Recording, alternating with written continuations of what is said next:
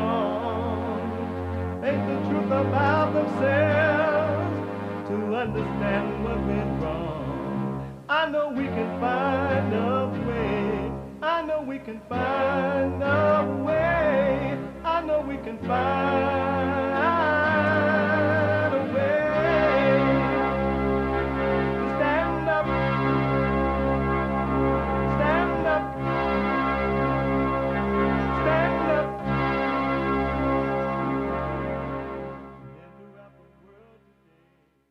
Uniting the races with truth instead of dividing them with lies. We're also rebuilding the family by rebuilding the man. I'm Jesse Lee Peterson. Good morning. Welcome to the show. Thank you all so much for being with me. I absolutely appreciate it. Thank you, thank you, thank you. You can get involved by calling 888-7753, 773-888-77-JESSE. My brand new biblical question for this week, and it's a doozy. Do you fear criticism? Do you fear criticism? Amazing.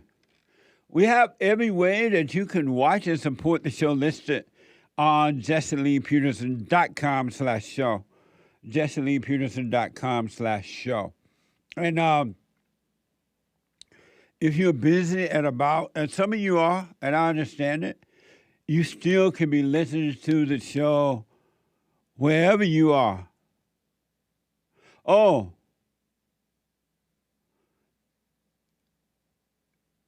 the biblical question, do you have a fear of criticism? I forgot what I said. Do you have a fear of criticism? That's the biblical question.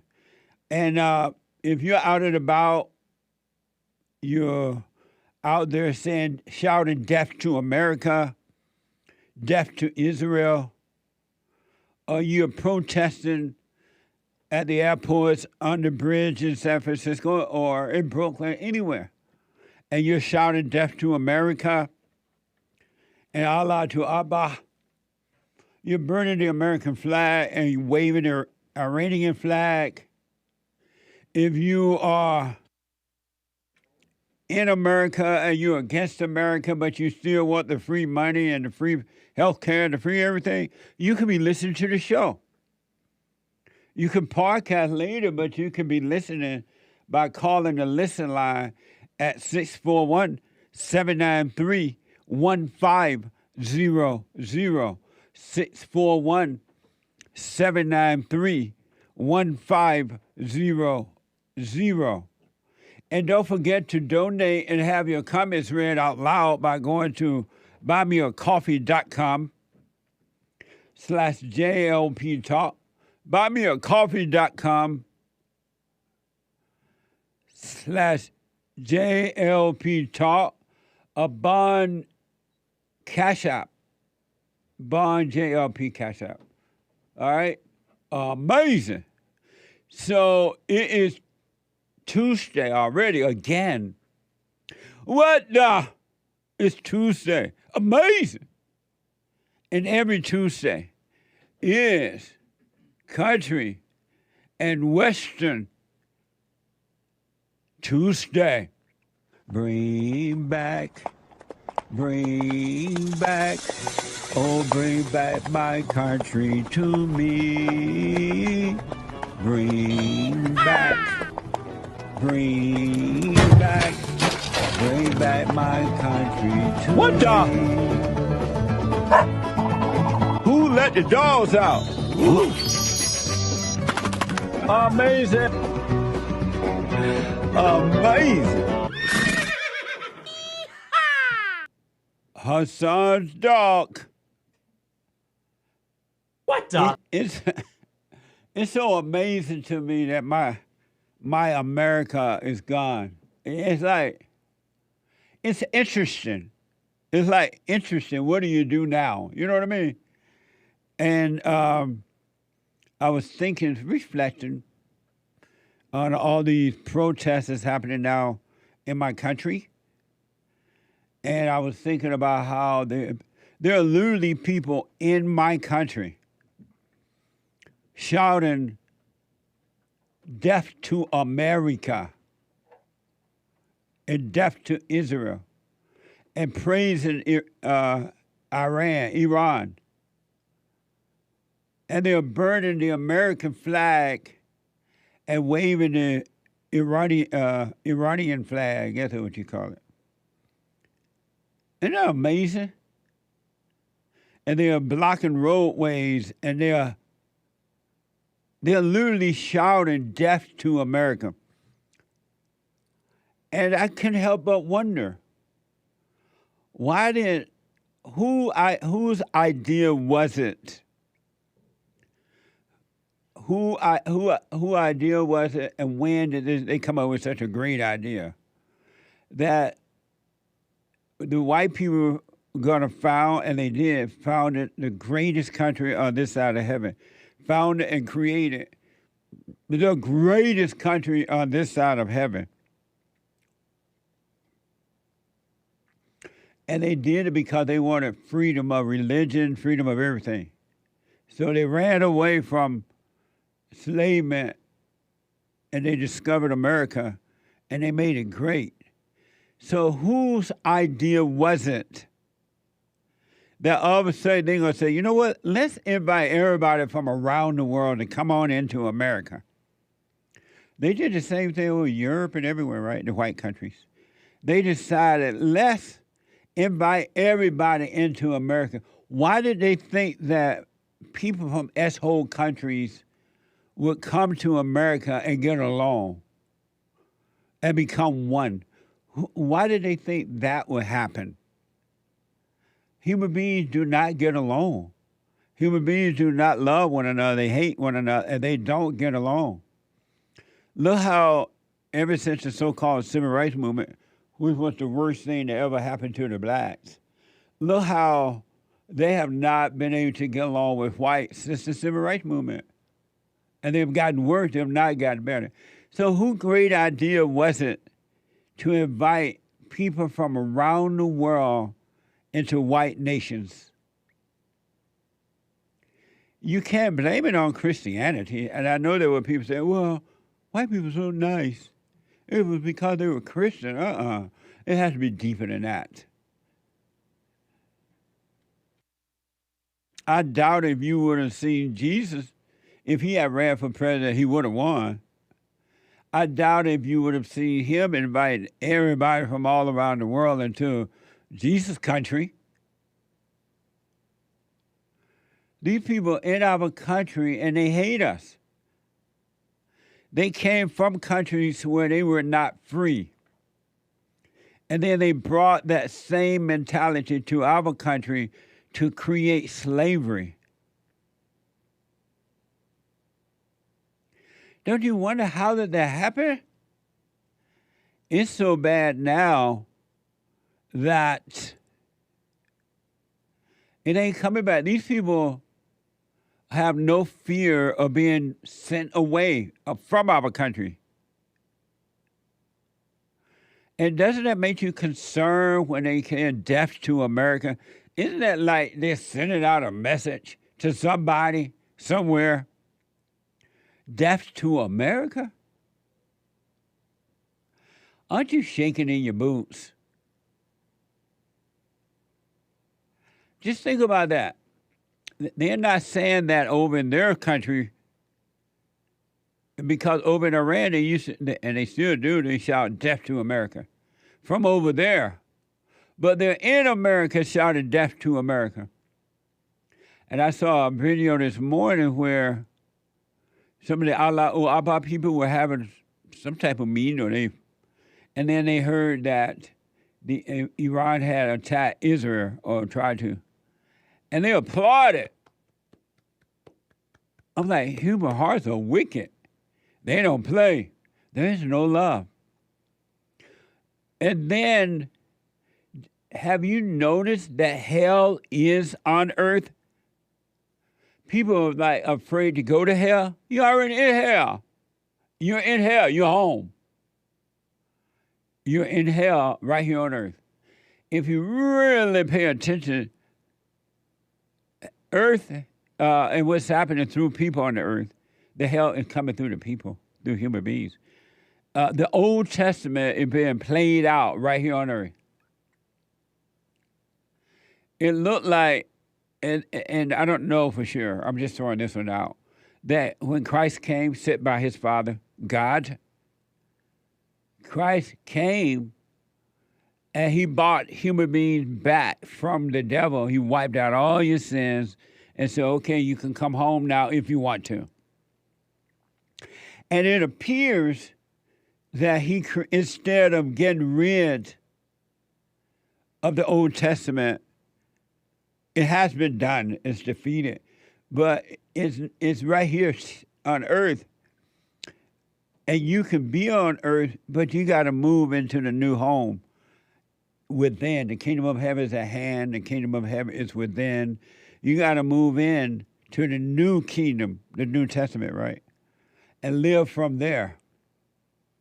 And then you live on this earth. You can't make this happen on your own. Psychedelics is not going to do it. So you might want to hang up, just put down your psychedelics. It's just going to make you think you know God. But anyway,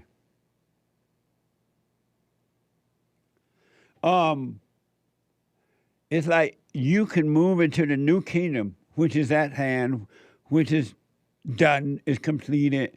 The resurrection has already happened, and live from it. And so, like, you see all this hell on earth coming through people, because anyone that has anger is in hell, right? You see it, but you're not afraid of it. You're not. It's like you see it, but you have no concerns for it. It's weird. It's so weird.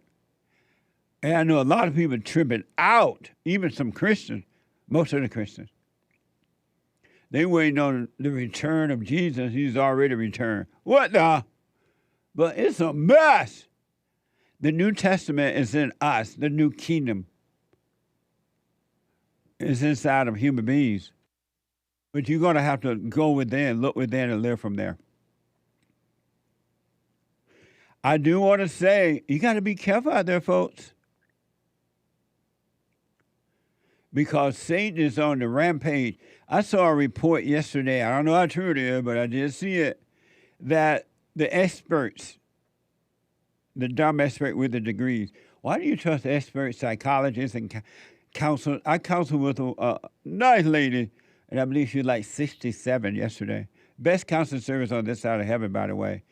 Family, individual, whatever. If you need it, walk in, FaceTime, or by phone, go to rebuildingtheman.com. Rebuildingtheman.com, or call 800-411-BOND. 800-411 to make an appointment. But 67 years old, and she was telling me about all these, not all these, but she was saying, I wish I had heard of you before, Jesse. I went to all those counselors and psychologists and things. They didn't help. They just took her money. And I hear that all the time. And they get one counseling session with me, they understand. But they just didn't know it. I understand that. I didn't know either until God allowed me to see. Be careful out there, folks.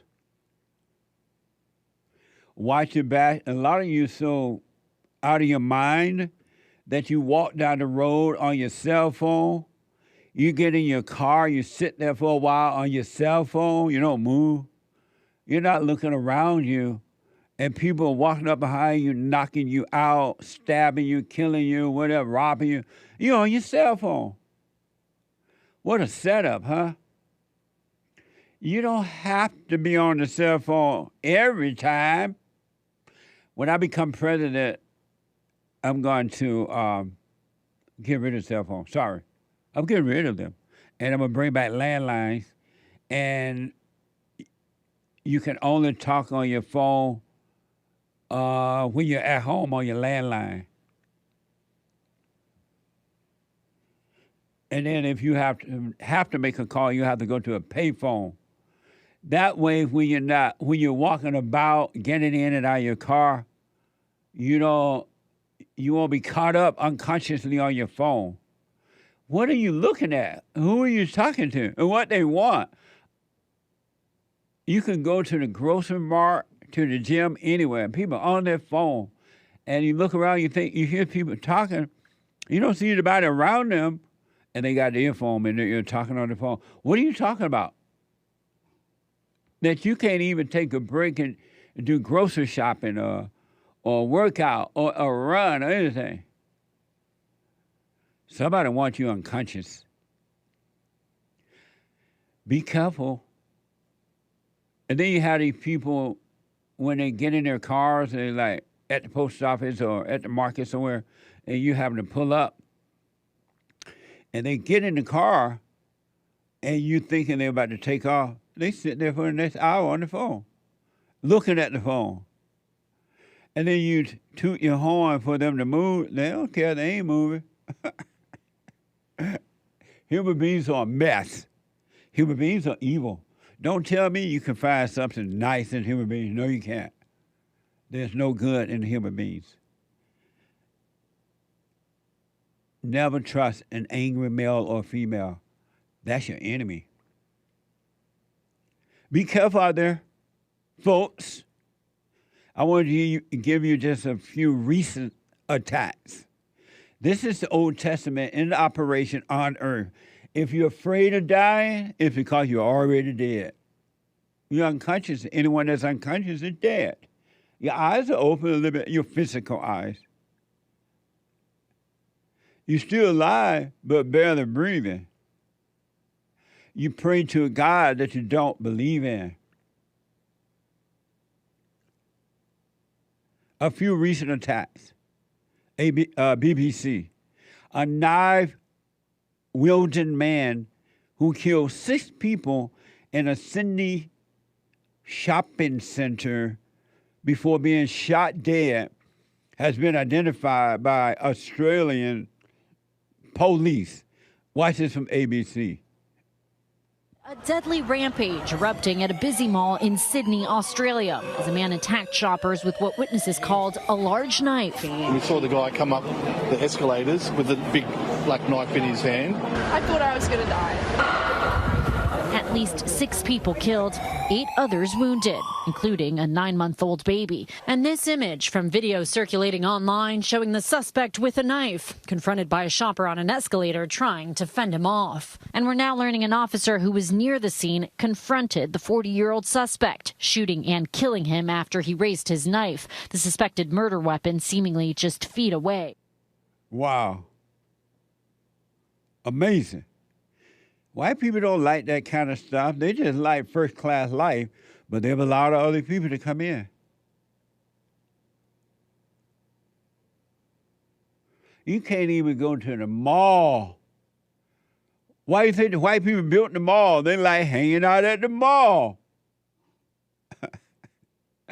Now they can't even go to the mall and sit around and have donuts and coffee and be talking to one another, feeling good about being white. You can't go to the mall for a white day. And just have fun. They spend their hard-earned money. They can't do it anymore. They have allowed the people of color from around the world into their countries. It's hard on the white man. It's hard on the white people in their own country. It's your fault, white folks. You should have never allowed these people into your country.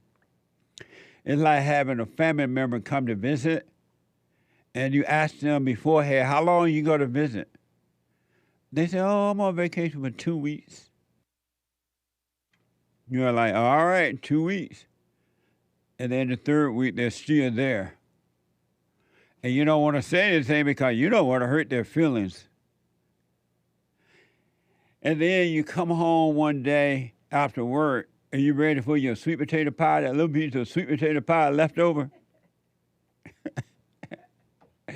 You done had yourself a nice barbecue dinner. And you think about that little piece of sweet potato pie. What you say? You go in there, they done ate up your sweet potato pie. What the? You're like, what the? And then you want to cuss them out, but you don't want to hurt their feelings, so you take the pain. And then it's almost the end of the third week. And they eating up all your groceries. They watching TV all day. And you don't want to go home. Come on, man. Because you can't handle it. You can't see it. That's what white people have done in their country. They have invited guests who have refused to go home. And now they're turning on them. That's what the family member do in your own home. That's what's happened to white people country. Amazing, huh? So you saw that story, and according to the New York Post, the parents of the Sydney shopping mall killer say they are deeply torn by their son's action. Speaking to the media on Monday, Andrew said his son was a beautiful boy. Yeah, not railing. But anyway, his son was a beautiful boy who let himself down when he went off, who let himself down when he went off his medication. So a beautiful boy on medication. You know something already wrong there. Watch this from 7 News. It's so horrendous that I can't even explain it. You're trying to give you an intelligent conversation. I can't do it because I'm just devastated. I'm extremely sorry. I'm heartbroken for you. I love my son. I made myself a servant to my son when I found out he had a mental illness. I became his servant. I did everything because I love that boy. Do you have any reason to understand why he would have targeted women? Yes. Why? Because he wanted a girlfriend and he's got no social skills. And he was frustrated out of his brain. There's something physically wrong besides mentally wrong with my son before he died. Okay, I saw that. I've been watching everything I can on this TV, and putting myself through hell watching my son. But I'm prepared to do that because I love my son and I want to find out what's wrong. I don't know what's wrong with why he would do this. Amazing. The same thing that's wrong with all human beings. All of them. Every human being, no matter whom. They're filled with evil spirits. They have anger. That's why he was on the medication if he had so-called mental illness. Every human being have to be born again. You don't have to. You can stay in your hell and do that. But you must be born again. Medication ain't going to will not solve spiritual issues. Nobody can solve spiritual issues. No one. It can only be done by God. You waiting on God, He's waiting on you. Amazing, huh? The father just didn't know. He watched TV, did everything he could. And I'm wondering, I said to Joel, he's black, and he's here every day except Friday at 11 a.m. Should the parents be arrested on this case too, Joel? He's black.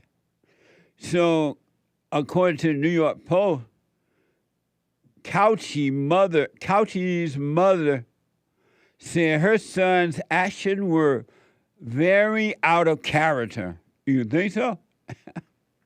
Very out of character.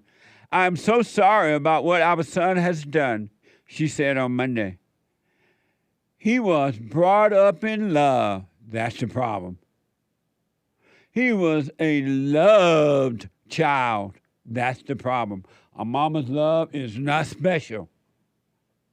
A mama's love will destroy you because a mama's love is evil. Mamas have no love. The love comes from above, not from below. And this idea that he was upset because he was couldn't get a girlfriend, want for nothing. It's abnormal to want to get married. It's abnormal to want kids. It's abnormal to want for anything. That's not normal, human beings. That means something wrong with you. Seek first the kingdom of God and his right way, and all will be added. Whatever's meant to be your life, it will happen naturally. But if you want for it, you're going to go for it, and it's going to be the wrong thing every time. The wrong wife, the wrong husband, the wrong friends, the wrong children, the wrong this, and the wrong that.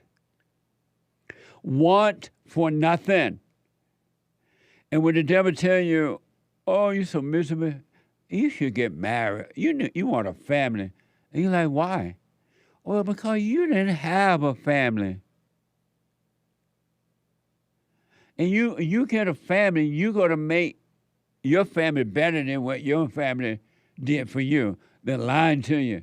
Evil is lying to you. You're going to repeat the same thing. He was a love child. A love child on medication. A love child that didn't know how to deal with life in a social way.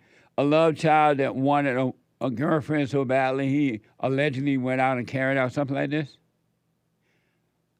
Where's the love in that? Human beings do not have love. Nobody. No matter what color, no matter how much money, no matter where they live or don't live, human beings do not have love. Look at the hell on earth. Does that look like love? And if you say you have love, you're lying. Stop lying to yourself. Another stabbing. This is from the Guardian and Citizen Free Press. A prominent Christian leader has allegedly been stabbed at the altar during a mass in southwest Sydney. A man who tackled the church terrorists said the assailant was shouting, Allahu Akbar, Allahu Akbar. Watch this from 7 News. Good evening. I'm outside the Christ the Good Shepherd Church in Wakeley, which is the scene of a second mass stabbing event in Sydney. This church and its grounds are now a crime scene after a man approached a clergyman mid-sermon and stabbed him multiple times whilst it was being live streamed. We can't show you much of the very confronting video, but I can tell you many members of the congregation leapt to the defence of the bishop and in doing so sustained multiple wounds. Police have arrested the attacker whilst 8 ambulances are currently treating the wounded. It is an incredibly chaotic scene here with many members of the community outraged and crowding the streets. Wow. I wonder if the preachers think that he was coming down to accept Jesus. Come on down and accept Jesus. Or maybe he didn't have time to think about anything. Like, what the? That's hell on earth. Hell is right here on earth. You don't need to be afraid of hell. You're already in hell inside of you, in your imagination and emotions. And you're physically in hell that's coming out of other people on earth. So don't be afraid of hell.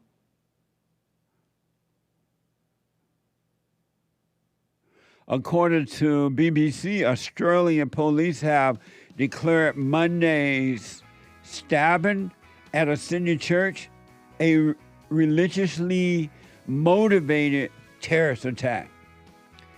Listen, Christians and Jews, whether you believe it or not, you are hated by the Allahu Akbar people. You're hated.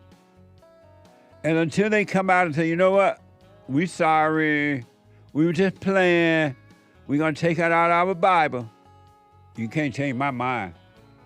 888-7753-773. 888-77-JESSE. A quick break. When I come back, your phone calls and super chats. Back in a moment.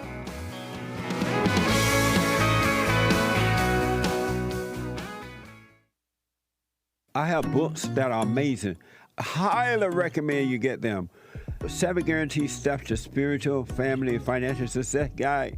Even if you're not starting a business, but you have a job, or you're on welfare, it can help you if you do. Be doers of the word, all right? From rage to responsibility. From rage. That's what I write about in the first chapter, especially how I overcame. Scam. How the black leadership exploits black Americans. They are using them, and blacks are too willing to be used. And then my last book, The Antidote, Healing America from the Poison of Hate, Blame, and Victimhood. They are all amazing books, and they are helpful. Go to rebuildingtheman.com if you want an autographed copy, or call 800-411-2663.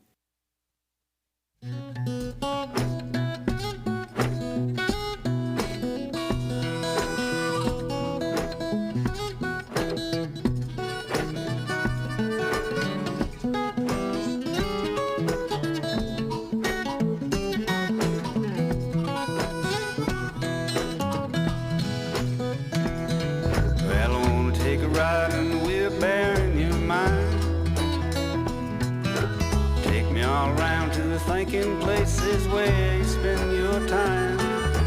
Ain't no place I'd rather go. You're a funny little critter and I love you so. And I wanna take a ride and we'll bear in your mind.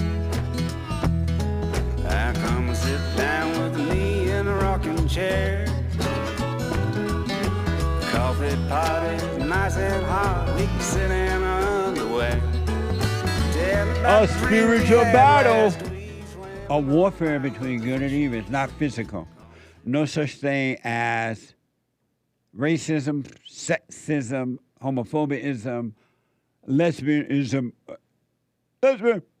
Abaism, anti-Semitism, white supremacism, Debbie Dadism. No isms.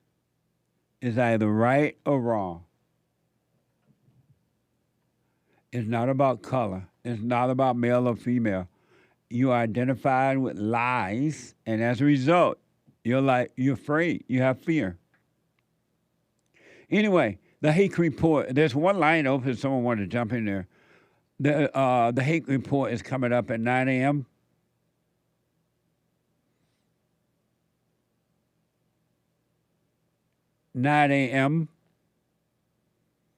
Pacific time, 9 to 11 a.m. James Hake is on fire. The guy with the good hair. And then at 11 a.m., Joel Friday TV, he black. He black. Lock him up. Joel Friday TV at 11 a.m. Pacific time. And at 12 noon, the American Anchor Baby. Flying high on natural energy. Not off psychedelics or anything, mushrooms or anything. Natural energy, give it to him by God. That's the rundown for today. And the ladies form this Thursday night. Ladies form, if the Lord is willing and the creek don't rise. Every third Thursday night for ladies on. I can't believe it's Thursday in this month already. And every first Thursday night for men only, Sunday morning for everyone.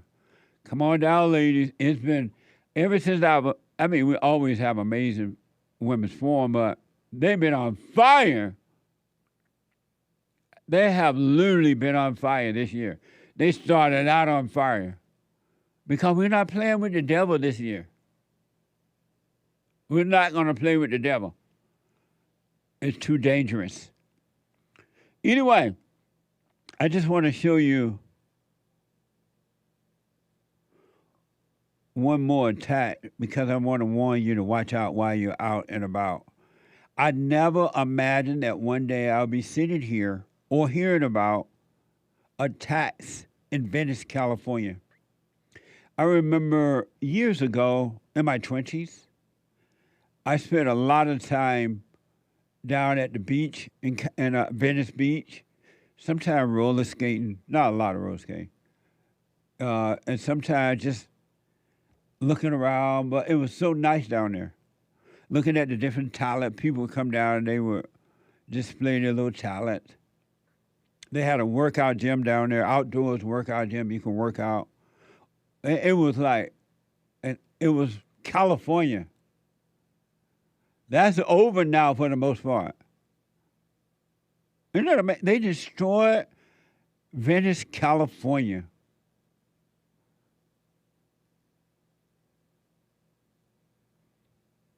I never thought I'd have to report something like this from Venice, California, KTLA. A woman recalled the terrifying moment she was nearly beaten to death by an attacker while walking along the canal of Venice, California. Watch this from Fox.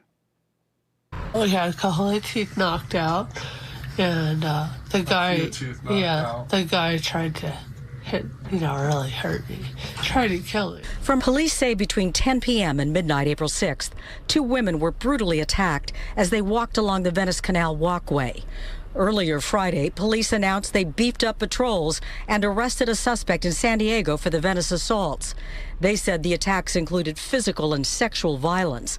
One victim is in a coma. Only about 2 days later, we were able to identify and, as of last night, apprehend the suspect. We're announcing the arrest of 29-year-old Anthony Jones.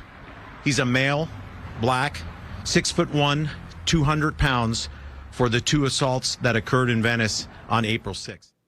Amazing.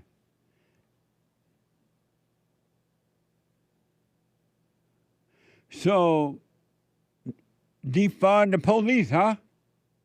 Defund the police, take away the bail bonds, let the criminals out, and they end up in the suburbs. Because nobody cares what happened to the whites. No one cares what happened to the whites. You don't hear any protests happening about what's happening. You can't even walk on the canal. Leave the white people alone. They don't care about, stay in your neighborhood. Don't be going over in the white neighborhood with your mess. They just want to walk on the canal. That's why they moved by the canal. And now they can't do it. They work hard. They got a good education. They became innovative. They are motivated. They are building a white life. And they earn it. And you go and destroy it. And then you say, well, they're racist. They don't want me in their neighborhood. Can you see why they don't want you there? And then if they hold their purses when you walk by, if you're black, they just racist. They hold their purses when I walk by. What do you expect?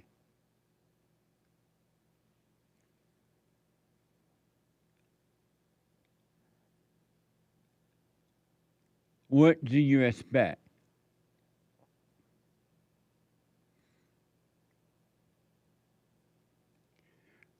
I'm going to take some calls, but I have a lot more to show you. I'm saying something that's not true. But I'm going to say it, but it's not true. I'm a little shocked at the blacks that they're not condemning this kind of stuff in numbers. So I'm not shocked because I know that not all, but most blacks hate white people. They've been brainwashed. They're angry too because they hate their mothers and grandmothers. They're yearning for the fathers, but they've been told it's a white man. And that's why they think nothing about attacking white people. Nothing. Zero. And nothing is done about it. And you don't hear anyone speaking about it. If it was any other race being attacked, no matter what race, Jews, Alaba people, the blacks, the Mexicans, you will hear a loud outcry.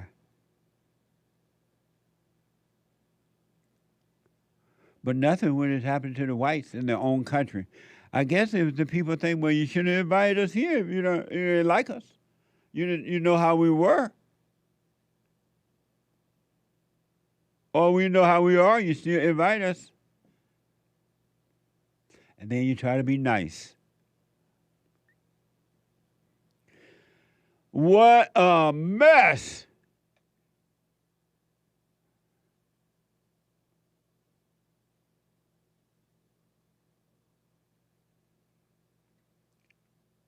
let me go to a first-time caller, John out of North Carolina. There's a line open, 888-7753-773. John, welcome to the show. You're on the air. Yes, sir. Thanks for having me, Jesse. How you doing? All is well. That's good. First I want to say thank you for taking my call, and I do appreciate what you do. At first, I didn't. I'm gonna be honest with you, because I didn't know how to take you at first, because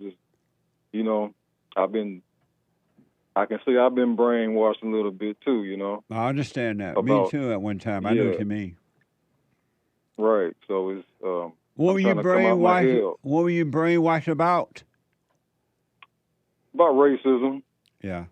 About racism, and trying to blame others for shortcomings, and not really looking at the whole picture of it's not one person that's stopping nobody. It's yourself that's stopping you.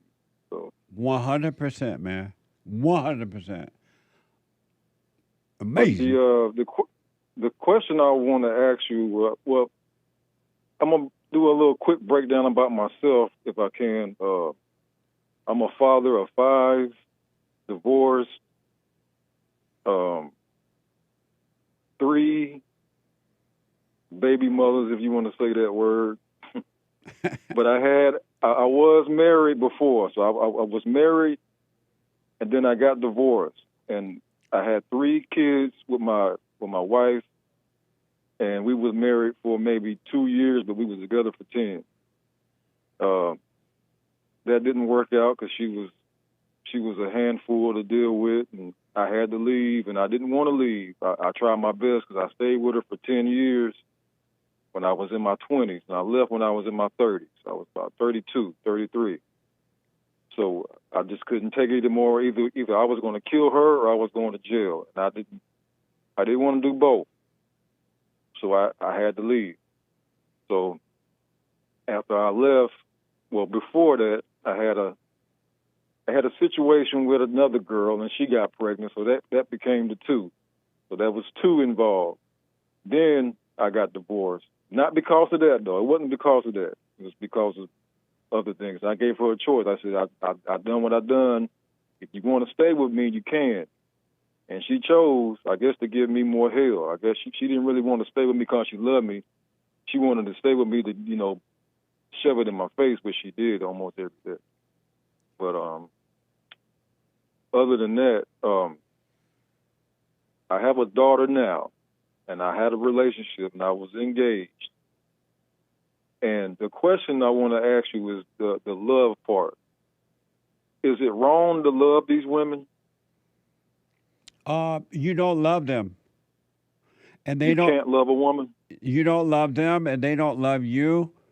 You were trying to get something from them, which was love, and they were trying to get something from you, what they call love too, and neither had it to give. Excuse me. And that's why the fight always break out, because when you first start dating, the sex feels like love, but it's just sex. It ain't love. And it's a false emotion. And then when you're married, that's when all hell breaks loose. Love only comes from God. There's no other way to get it. It only comes from God, through Christ, through the man to the woman. Now, if she's not married, she could go straight to God herself. But she never had love, and you never had love. And that's why it didn't work. I can agree with that. But emotions are not love. I'm having a hard time not doing it. I'm having a hard time not, because we had a child together, so I thought this was going to be, I wouldn't have done it. And I told her I wasn't going to have any more kids anymore. I had 4 at the time, and she convinced me that she was going to be there and she was going to, hold things down, I guess. But I think the religion got in her way, and she was playing both sides of the fence on the religion tip. And she shouldn't have been with me in the first place, but she was going back and forth over the fence about I'm religious one day, and then I'm having sex this day, and I want to be this. So So I really didn't know. So you have a child by her, and she want to leave, or you want to leave? No, she's already gone, and this And she my took the daughter is child. about. Well, yeah, we wasn't married. Me and my daughter's mother, we wasn't. Oh, married, okay. So I had her out. Yeah. And so your question for me is what? Okay. It's been over 8, almost 9 years, and I'm still trying to get over her because I put a lot of energy into her, and I felt like she was different in a way. You know, I thought she might have been different, but turned out it wasn't different. But I'm still having a hard time letting that go because I gotta be with her. I gotta see her because I got a daughter with her. So it's like I'm trying to turn that off. I gotta turn these feelings and emotions off when I come around, but it's like almost impossible to do that. I don't want to be hateful. I don't want to be right angry and hateful, but I don't want to go over there happy and fake.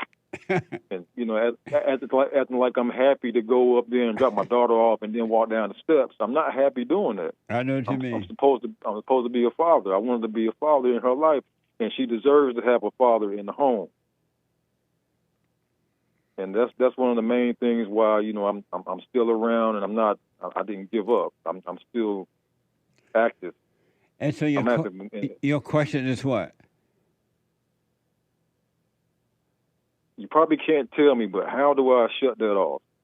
How do I shut off? You got to overcome your mother, because every woman you've been involved with is your mother, and you're trying to get something from them they don't have, and so you make them your God, and that's why you're having the pain you're having, because your God is God right now, and your ego is crushed.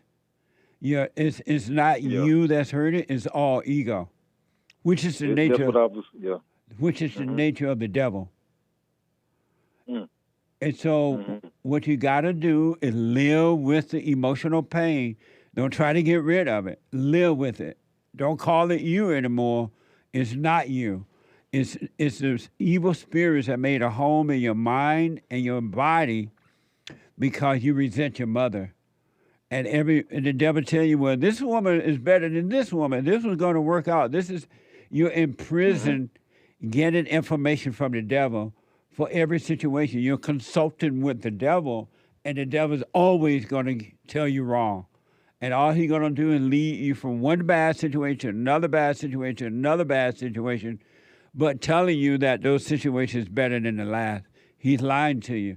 So what I would suggest, do what you want, but you got to deal with your mother. You got to forgive your mother for recreating her image by making you angry and turning you away from your father.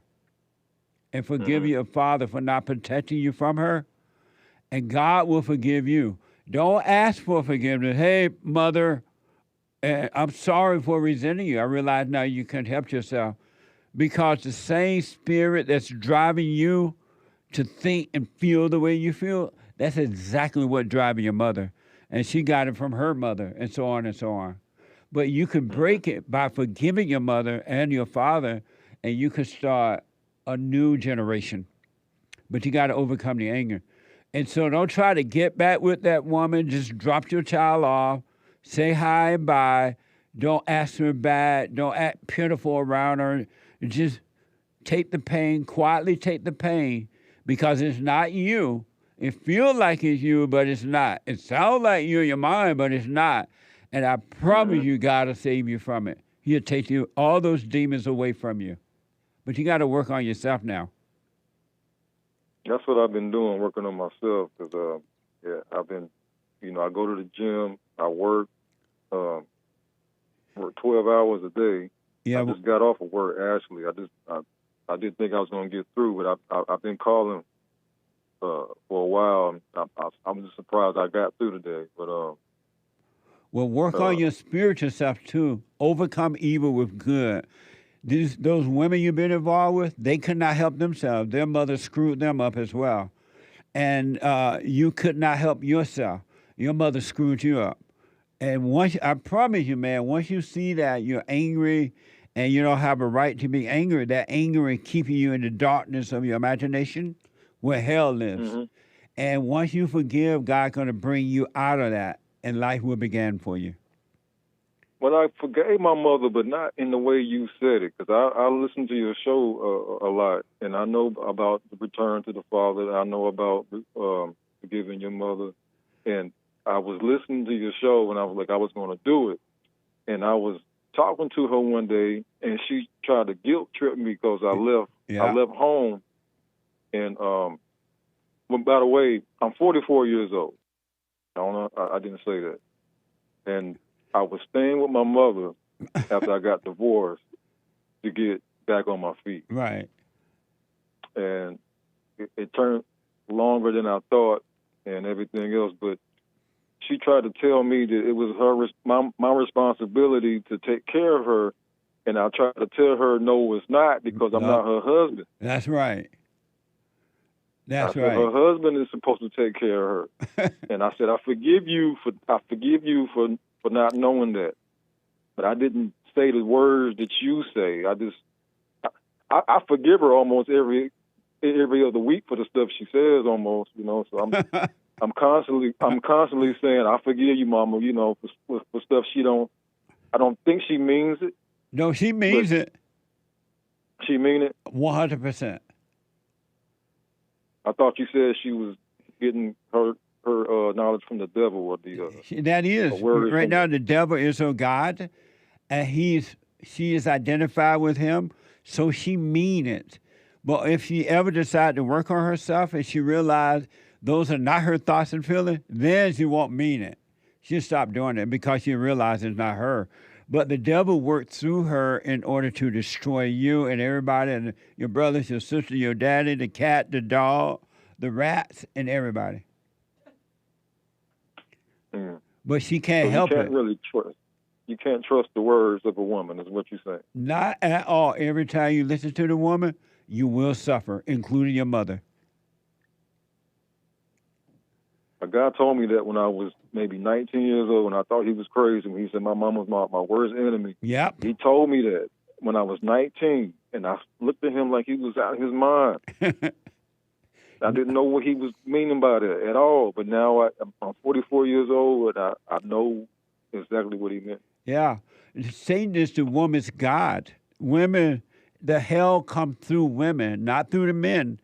And the hell that come through the man is that of the woman, his mother, right? But the hell come through the woman, and heaven come through the man.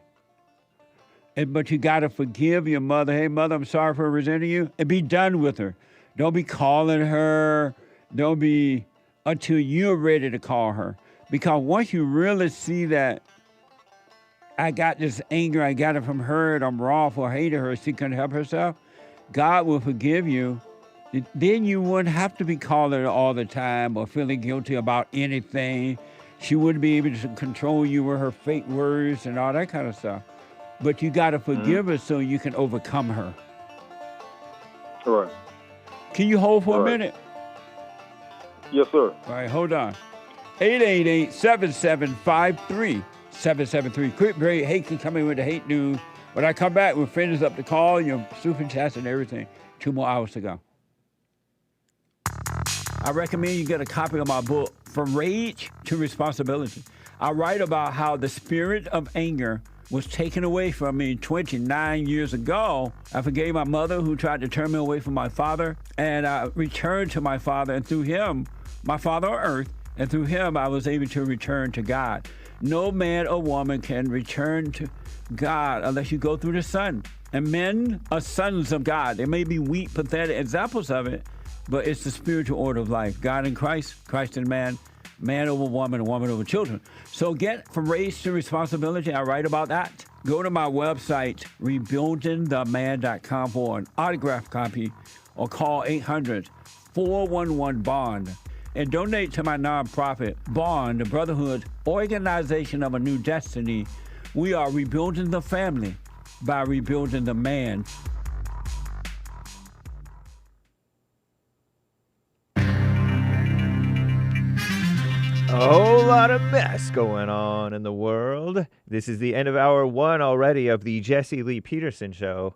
It is Tuesday, April 16th, AD 2024. The lines are full, guys. JLP will be right back to your calls. But first, Hake news, not fake news. Trump trial. Our greatest president is set to return to a New York City courtroom. Maybe he's already done it. For a second day as jury selection continues in his criminal hush money trial. Total of 96 New Yorkers brought in Monday as prospective jurors. 50 immediately dismissed when they said they couldn't be fair and or impartial. They just wanted to get out of it, maybe. Who knows? The swift dismissal of the prospective jury pool underscores the difficulty in finding a jury when the defendant is our greatest president, who elicits strong feelings on both sides of the aisle. A panel of 12 and 6 alternates will ultimately be selected for a trial that could last 6 to 8 weeks. The case stems from state charges related to the phony state charges related to the so-called supposed hush money payment to a dirty video woman allegedly by Michael Cohen. I don't know. In 2016, Trump has pleaded not guilty and denied all wrongdoing. Nice. Mike Johnson's going to fund Ukraine. Mike Johnson, the Speaker of the House, at Trump's bidding, I heard. Is that true? CNN reports Speaker Mike Johnson, the nicey nice Christian guy, Rhino maybe, announced on Monday evening that the House of Representatives will take up separate bills this week to provide aid for Israel and Ukraine, heeding demands from the far right to keep the issues separate as the threat of a vote to oust him from speakership looms. In the wake of Iran's unprecedented retaliatory strikes on Israel, Democrats have called on Mike Johnson to bring up a Senate-passed foreign aid package that includes aid to Israel and Ukraine, but so-called hardline conservatives have urged the Louisiana Republican against attaching Ukraine funding to any Israel aid package. Mike Johnson predicted that the House will vote Friday evening on separate bills, but Republican leaders could still take procedural steps to send all those pieces as one package to the Senate, which could enrage the so-called right wing of the House GOP conference. Whatever. Baltimore Bridge update. Federal authorities have launched a criminal investigation into last month's ship crash. Remember that container ship that crashed into the Baltimore's Francis Scott Key Bridge? 6 people died, killed 6 people. According to a U.S. official familiar with the matter, they're investigating criminally. The bridge collapsed on March 26th after a massive cargo ship lost power, veered off course, and struck that bridge. The ship's owner and manager, both of those guys, have since filed a court document in attempt to limit their financial liability.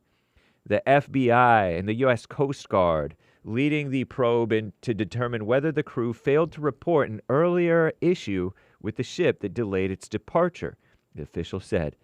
Also Monday, authorities confirmed the body of a 4th victim had been recovered from the collapse.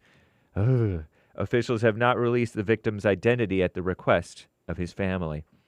NASA needs to tighten its belt due to budget constraints. NASA, which does not mean lies, the fact checkers claim, is rethinking their original plan to return rare samples from Mars to Earth. The Perseverance rover has been gathering specimens since 2021 up on Mars, I guess, or down on Mars, wherever, to help scientists better understand whether life has ever existed on the red planet. Now the space agency is soliciting proposals for a sample return mission with less complexity and cost and risk. Did you know that the Olympic torch was already lit in Greece? It's been lit in Greece, I guess, ahead of the Paris 2024 Games. The flame of the 2024 Paris Olympics was lit in Olympia, not Washington State, earlier today, the birthplace of the ancient Olympics. What a mess. I'm James Hake.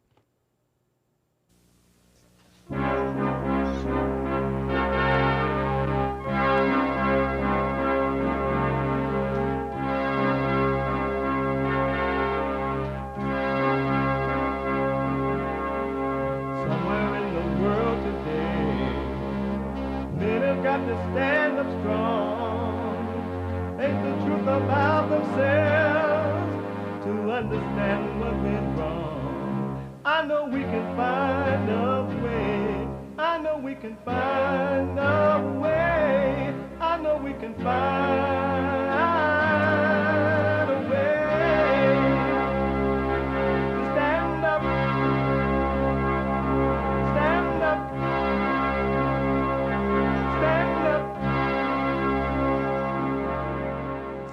Uniting the races with truth instead of dividing them with lies. We're also rebuilding the family by rebuilding the man. I'm Jesse Lee Peterson. Welcome to the second hour of the show today. You can get involved by calling 888-7753. 773-888-77-JESSE. The biblical question. The brand new biblical question. Do you have a fear of criticism? Do you have a fear of criticism? Amazing question. Do you have a fear of criticism? You can listen to the show. You can podcast the show, but if you're like busy and you can't sit and watch it live, you can podcast, but you could be listening live no matter where you are or what you're doing. Taking psychedelic drugs or fentanyl or considering suicide or depressed or feel like a victim, blaming somebody else because you're a loser, crying racism or whatever. You could be listening live or just laying up at the beach. You could be listening live on your iPhone or iPad by calling the listen line at 641-793-1500. 641-793-1500.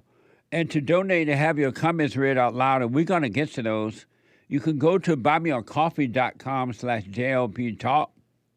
Buymeacoffee.com/JLP Talk or rebuildingtheman.com. All right, rebuildingtheman.com. It's Tuesday. It's the second hour of the show today. And every Tuesday is Country and Western Tuesday. Bring back, oh, bring back my country to me. Bring back, oh, bring back my country to me. What the? Who let the dogs out? Amazing. What a mess. Amazing. What a mess. I want to go quickly back to John, the first time I called out of North Carolina. And so John been married before, have children with that woman. He got a couple other children with a couple other different women. So he want to work out the situation, overcome all this mess. Hey, John, let me just thank you for holding. Yes, sir. So when you said to your mother you were sorry, what does she say? Well, I told her that I forgave her for what she said about how she thinks that I'm supposed to. I'm responsible for her, and I'm not. That's the only thing that I really said that I forgave her for. Oh, okay. I never forgave her for turning me away from my father, which I started analyzing what you say, and now that I'm a father, I kind of see. I don't kind of see. I see where you're coming from when women can take the attention and the love away from the father. Yeah. Through like manipulation and favoritism, kind of like, they play these games, these emotional games, and I seen my dad try to run his household. I grew up with my father, and he died maybe 4 years ago, so I can't forgive him. But I thought about it. I think about it. When I think about him, I think about him all the time. So I always say, I forgive you, Dad, for You didn't know any better. You was trying to. He loved her, and that's the problem with me, man. He loved her more than he loved himself, and I think that's what I thought I'm supposed to be. That I thought you're supposed to give your all to the woman, and she's going to give it back to you. Nope, not at all. It don't happen. No, and again, what your father felt for your mother was not love. That was hate, and it felt like love, but it wasn't love, because real love is not a feeling. Fake love is evil, and because it seems like it feels good to the body, and then people call that love, but that's hate too. That's why it's up and down, because it's a fake feeling, and the devil will let you feel whatever you need to feel so he can control you. God is not about feeling. God is a dispassionate God, and Satan is a passionate God, and that's why women push emotions, because their God is an emotional God, which is the devil. What you mean by dispassionate God? What is that? God is just, he's a light unto your feet. He's perfect peace. There are no up and down emotions. They all disappear. And you just simply live your life. You enjoy your life. Your life happens by itself. It just become amazing. And it's not based on anything that you think or feel. There's no feeling in it at all. But yet, it's perfect. Mm-hmm. And so for your father, since he has expired, you now understand what he was going through with your mother. And because you can't go to him, the understanding of it will cause you to forgive your father. So you'll be fine there. All right. Okay. And I so can do that. What I recommend is that you face your mother and Mother, I'm sorry for resenting you. I realize now you can't help yourself. You turned me away from my father. I understand now you have this anger. It came from her mother, and you can't help it and have no expectation from her at all. You forgive her, and God, and because what you're apologizing for is for being angry. There's never, ever, ever, ever, ever, ever, ever, ever a reason to be angry, no matter what happens. So you apologize for being angry. And when you do that, God will forgive you. And I'm telling you, John, everything will start to change for you. It become clear. And never apologize to your mother again. When she's wrong, you correct her. If you want to go around her, you go around her. If you don't, you don't. You're not obligated to her anymore once you forgive her. She can't make you feel guilty or anything. You will be free. What about my daughter's mother? And with her, the same thing. You take care of your daughter if you can, but let's say she gets in the way. The mother get in the way of you trying to take care of your daughter. Let her have her and walk away. Okay, you can have her, bye. Because she's just trying to play a game on you and control you and get you to be emotional so she can control you. There is nothing or no one, not even including yourself, that's so important that you should be controlled. You should only seek the kingdom of God, love God with all your heart, soul, and might, along with nobody else or nothing else. Only love God. And if you work on yourself, that's what's going to happen. He will cause you to become that way, to love him before anyone or anything. I meditate a lot. Well, I did. I kind of backed off a little bit, and I get frustrated a lot. You doing the silent prayer? No, I mean, to be honest, I kind of see that as meditating. Isn't a silent prayer meditation? No, you want to observate, not meditate. You want to observe the not you. You're not your thoughts. You're not the emotions. And God when you forgive, God going to bring you out of the thoughts and emotions, and you just want to see them. He would allow you to see them so that he can take them away from you. You don't want to hold on to anything. You just want to observe. And from now on, you want to live a life of observing, but not controlling. You don't want to control anything. And I got to be honest with myself too, right? Yes, sir. 100% honest with yourself. And don't put all your private business out there, but just be honest that, oh, I see this anger. But don't call the anger you. I see those emotions, but don't call them you because they are not you. And when you stop calling them you, they will be taken away from you. But if you think they are you, then you're going to attach to them and they will destroy you. You're not your thoughts, you're not your feelings. I have a hard time even looking at her because I got this real strong feeling for her. So it's like, I can't really be around her that much because, it's like, she's beautiful to me anyway. Right. But it's like, not just to me, to everybody, really. Everybody says the same thing. So it's like, it's difficult to shut that off. So I'm like, I got to get out here in the world. And I did go out, and after her, I had girls. I went to New York. I went to California. I traveled, Jesse. I went out here, and I was like, you know what? I'm done. And I slept around, but I wasn't trying to sleep around. I was trying to get her out of my head, you know? And it didn't work. I think it made it worse. Well, you can't. You got to see it, and the spirit of the Father will take it away from you. It's a spirit.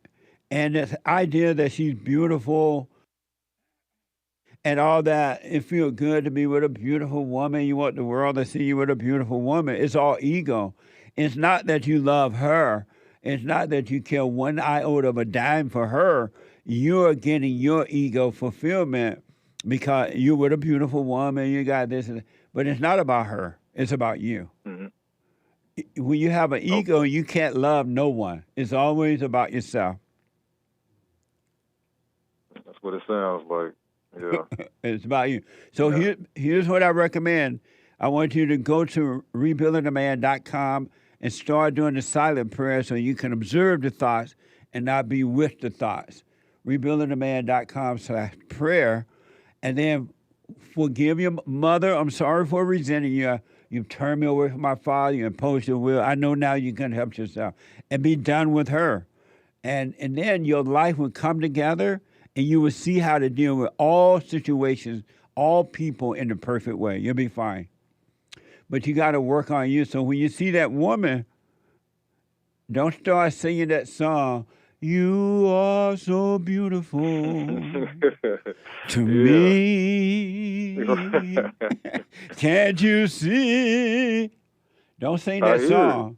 I hear it. I don't have to sing it. I hear it. I hear it. Yeah. I hear music and shit. I mean, I mean to cuss. And just watch it.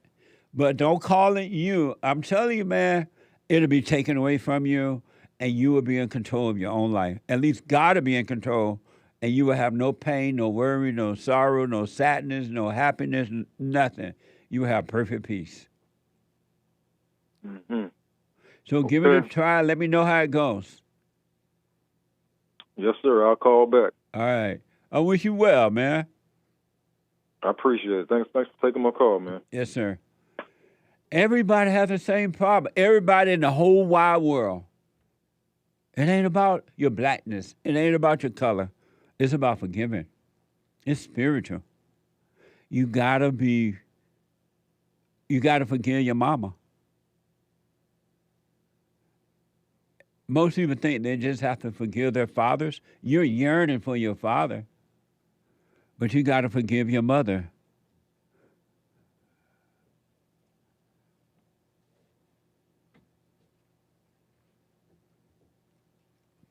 Let me go to Gilbert, a first-time caller out of North Dakota. There's a line open at 888-7753-773. Gilbert, welcome to the show. You're on the air. Hey, good morning, Jesse. Good to talk. Question. Gilbert, your phone is distorted. Hold on, Gilbert. Hold on. Don't hang up. I'm going to let Sean work it out. I'll come back to you. Super chat. Super chats. Over on buymeacoffee.com/JLP Talk, not a victim. Nice. Said, can you do a Jim Carrey impression? Be like, all righty then. Who is Jim Carrey? He's an old actor. That's the guy turned Christian? Maybe. I don't know who Jim Carrey is. His girlfriend committed suicide. Oh, that didn't help. He was funny. He was in Bruce Almighty. I don't know if that would help. He was in Dumb and Dumber. Yeah, making I me don't know if dumber. that would help. He was in The Truman Show. I don't know that. I'm sorry, I don't know who that is. I'm sure I do know, but I just don't remember right now. But thank you. Chris V. Amazing. Chris V. bought a coffee. Answer to the biblical question. Why? I mean, do you have a fear of criticism? No, I don't fear criticism. I don't fear constructive criticism because it can help me with things I may struggle at. I don't fear criticism in general, even if I'm being criticized in a nasty way, because human beings criticize others in their minds all day long. When it's spoken out loud, it can be more appreciated and respected. Amazing. Thank you. I'll put my little 2 cents in on Sunday. I appreciate it. Speaking of cents, on Cash App, Bond JLP on Cash App, Stefan donated. Thank you. No message, thank you, Stefan. Ryan bought a coffee, hoping this makes it to the Tuesday show, even though it's Monday evening. He posted this yesterday on Buy Me a Coffee. How can I forgive my mother if I don't resent her? How can I forgive anyone if there is nothing to forgive for? They couldn't help themselves. I know that. There's nothing to forgive. It was just an evil spirit, says Ryan. Well, if it's up to you, you can, you got to get to see it for yourself that the anger you have, the emotions you have came from her, not because I said it, but because you see it. But if you don't see it, then don't worry about it. Stay in hell. But you got to see every human being. There's not one. Every human being got to forgive their mothers and be born of the Father. Because all who come through the woman born into hell. But you got to see it for yourself. So pay attention to yourself, and you'll see it if you want to see it. Thank you. NF bought 3 coffees. Hi, Jesse and staff. Jesse, an evil spirit in me enjoys listening to music and romanticizing my life. I've done this since I was a child. Yeah. I stare lovingly out the windows, visualize moments from my past in slow motion. I mean, I am even overcome with sad emotions at times. This is all intentional. I cut on certain tunes to do this. I used to not be aware of it. Now I see it in voices in my head battle back and forth saying things like, this isn't you. You love this. You're crazy. These are great moments in your life. They even tell me, call some of the people from these memories up. It's amazing to see all this happening. Have you experienced this? That's all you got to do is just see it, and absolutely, I know exactly what you mean. But don't try to change it yourself. You can't. It's enough to see it. And when you see it, don't call it it's good or bad. Just see it. Have no communication with it. It's evil. Did you ever watch In Living Color? Raindrops falling on my head. I don't think that's it from In Living Color. I can see clearly now the rain is gone. Nice. Those are nice songs, though. Thank you. But they're not in living color? Right. Oh. What the? That's a black movie? It's a black TV show. Oh, yeah. And he was the white guy in Living Color. Going back to Jim Carrey. Giving it my best shot. Oh, yeah. I know who Jim Carrey is. He was the black guy he was the white guy with the black guys. The black people. I guess so. I never watched In Living Color. Living Color. I was sheltered. Oh, Living Color was like a dance scene, right? It opened up. Yeah? Was it, yeah? Yeah, Jennifer Lopez. It's kind of funny. First appearance on there as a dancer. Yeah, they opened it up with girls dancing. Oh. And then they go to the black thing. I thought that was Soul Train. That was Jennifer Lopez. Everything is Soul Train, James. Every time you see black people dancing, it ain't Soul Train. Right. I was protected from that junk as a kid. Oh, yeah? I sometimes saw it at my best friend's house. But your parents will let you see it? Well, we never even turned on the TV during the week. Anyway. Okay, thank you. Internet Manster bought you a coffee. I love your haircut, Jesse. Amazing show. Thank you. Thank you. Amerifro. I'm growing my Amerifro back. Not an afro, Amerifro. Amazing. Amazing. WD-41, 3 diamonds, no message. Thank you. Thank you. Sion C bought a coffee. Jesse, the bad black people are ruining it for the good ones When I go to the Chinese beauty store, they used to follow me around. But they don't follow my sister around. She looks Spanish, LOL. But in all honesty, they're not ruining it for you, because if you're in control of your own world, nobody can ruin your own world. Only you can do that. So whatever they're doing it to themselves, not to you at all. But I do understand that, yes, the white people are scared of all the blacks now. And Chinese. But don't take that personal, because the white people don't know you're a good black, unless you wear a sign that says, I'm a good black. I'm one of the good ones. Yeah, I'm one of the good ones. But don't worry about it, CI. It's not happening to you. I appreciate it, though. Thank you. At this point, just call me Mike. Bought 3 coffees. You got to know when to hold 'em, know when to fold 'em, know when to walk away, know when to run. You never count your money. When you're sitting at the table, there'll be time enough for counting when the dealing's done. Cowboy emoji, salute emoji, blue heart emoji. Thank you, Mike. Amazing. Thank you, Mike. That was nice singing there, Hake. Thank you. What? Did you grow up on that song or something? No, but that's a classic song. It's so good. I do remember it, too. Was that Kenny Rogers? One of those songs. I love country western music, so I do remember that song. Thank you. Evgeny Crosby with a couple of diamonds. Donald Trump is in the courtroom watching reruns of Church with Jesse Lee Peterson. That's right. I'm looking at this stupid Alvin Bragg, whatever his name, he black. And he getting a joy out of thinking he heard Donald Trump. Woe unto the man or the woman who rejoices in another human being's pain. You have no idea what you're bringing upon yourself by doing that. But do it if you want. Where's that black woman now that went after him? We ain't seen her in a while. Which one? The one that thought she was going to be putting the lock and chain on his building. Yeah, Letitia James. Whatever it is. Big Letty. What a mess. Thank you. Aries 1 with the diamond, no message, thank you. Thank you. That's over on DLive.tv, Jesse Lee Peterson. Nice. At this point, I already read that one. And a diamond from Stan 69. Lil JLP is still not at the merch store. What the? Angry face emoji. He's black and he's slow, but he's on his way. Amazing. Thank you. And let me just make sure that we're all clear. I think that's all for now. Thank you, guys. Thank you all. Appreciate it. Thank you.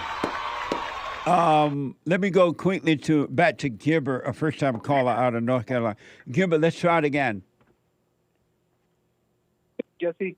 Yes, sir. Go ahead. Yeah, I'm actually in North Dakota. Question. Oh, yeah, North Dakota, not North Carolina. What the? Yeah. So, question is it possible for a man to be at peace with being a beta male? No. Then what does one do if they are a beta male? I'm asking for a friend. Oh. When you stop calling yourself that, don't see yourself as anything at all, then you can be at peace. But as long as you see yourself as that way and call yourself that, then you're never going to have peace. Even if you call yourself an alpha male, you won't have peace because that's another false identity. So it's best to get rid of all identities. Then you shall have peace. That makes sense. That does make sense. Yeah. And tell him that he got to forgive, too. He got to forgive. He got to forgive his mother because he has her identity, and forgive his father for not protecting him from the mother, and he'll be fine. He'll start to overcome all identities. So encourage him never to call himself that again. Don't compare himself to anyone. Just live his life. Okay, sounds good. Sounds good. All right, buddy. Thank you, sir. You're welcome. All right. 888-7753-773. Let me go to Mason out of Illinois. Let's see here. Mason, welcome to the show. You're on the air. Morning, Jesse. How's it going? All is well, Mason. Well, it's Nathan, actually, not Mason. Oh, That's okay. all right. They probably thought you said Mason. Okay, Nathan, go ahead. Sorry about that. Yeah. I saw that video of where you were riding that cartoon bulldog. I thought that was hilarious, by the way. Amazing. Yeah. So my question was, how can we worship God the right way? I mean, when I was young, I was baptized and I accepted Jesus as my Lord and Savior. And, you know, aside from my grandfather, who was a pastor, I'd say you're probably one of my favorite ones to listen to, both spiritually and politically. I just wanted to hear it from you, what you think. You want to know how do you worship God the right way? Yeah. By not worshiping Him. Interesting. What do you mean by that? When you don't think about Him and when you don't worship Him, you are with Him. But those people who worship God and think about God are really worshiping the devil, and they're just thinking that they know God, but they don't. It's just thoughts. They don't know God at all. It's all emotions. And so they feel good about thinking that they're worshiping God, but it's all ego. It has nothing to do with God. When you stop thinking about God, you will know God. But like, you know, it's good to read the Bible and whatnot, and you know, sort of devote yourself to that. Wouldn't you say? Well, what do you mean by devote yourself to it?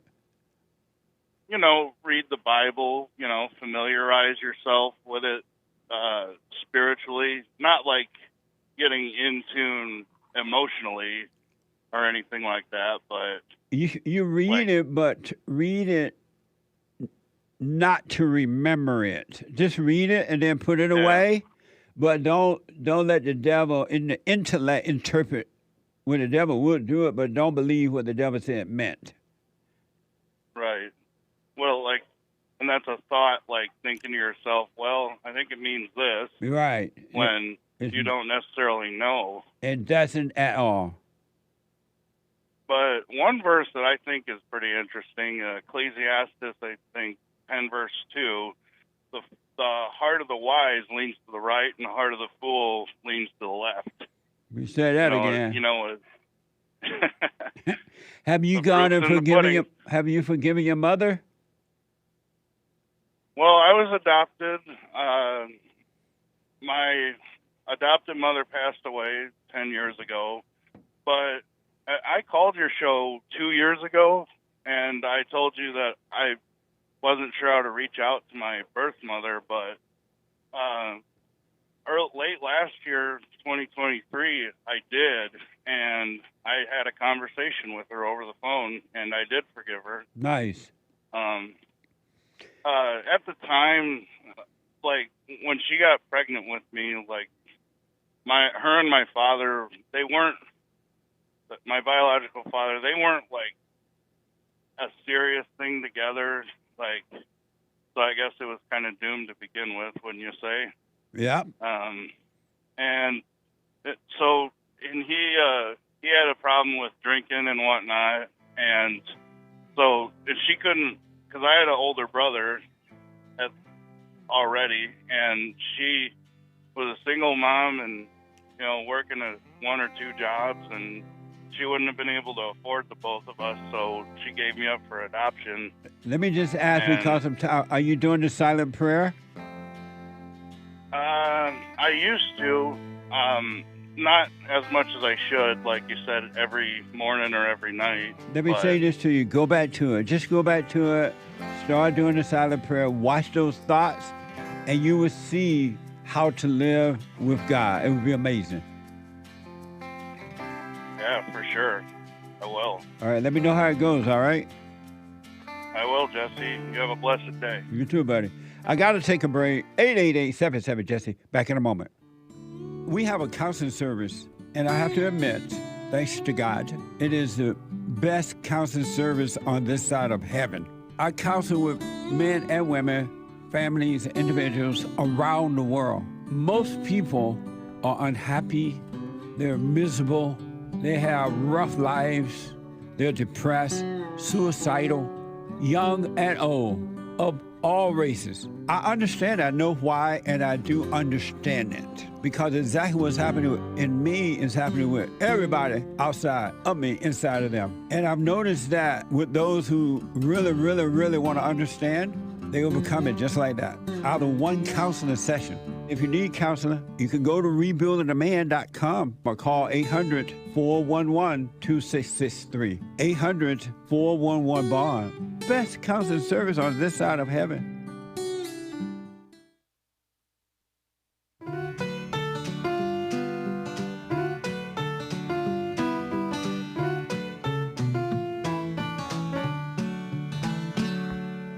I live down the road from Buddy's barroom.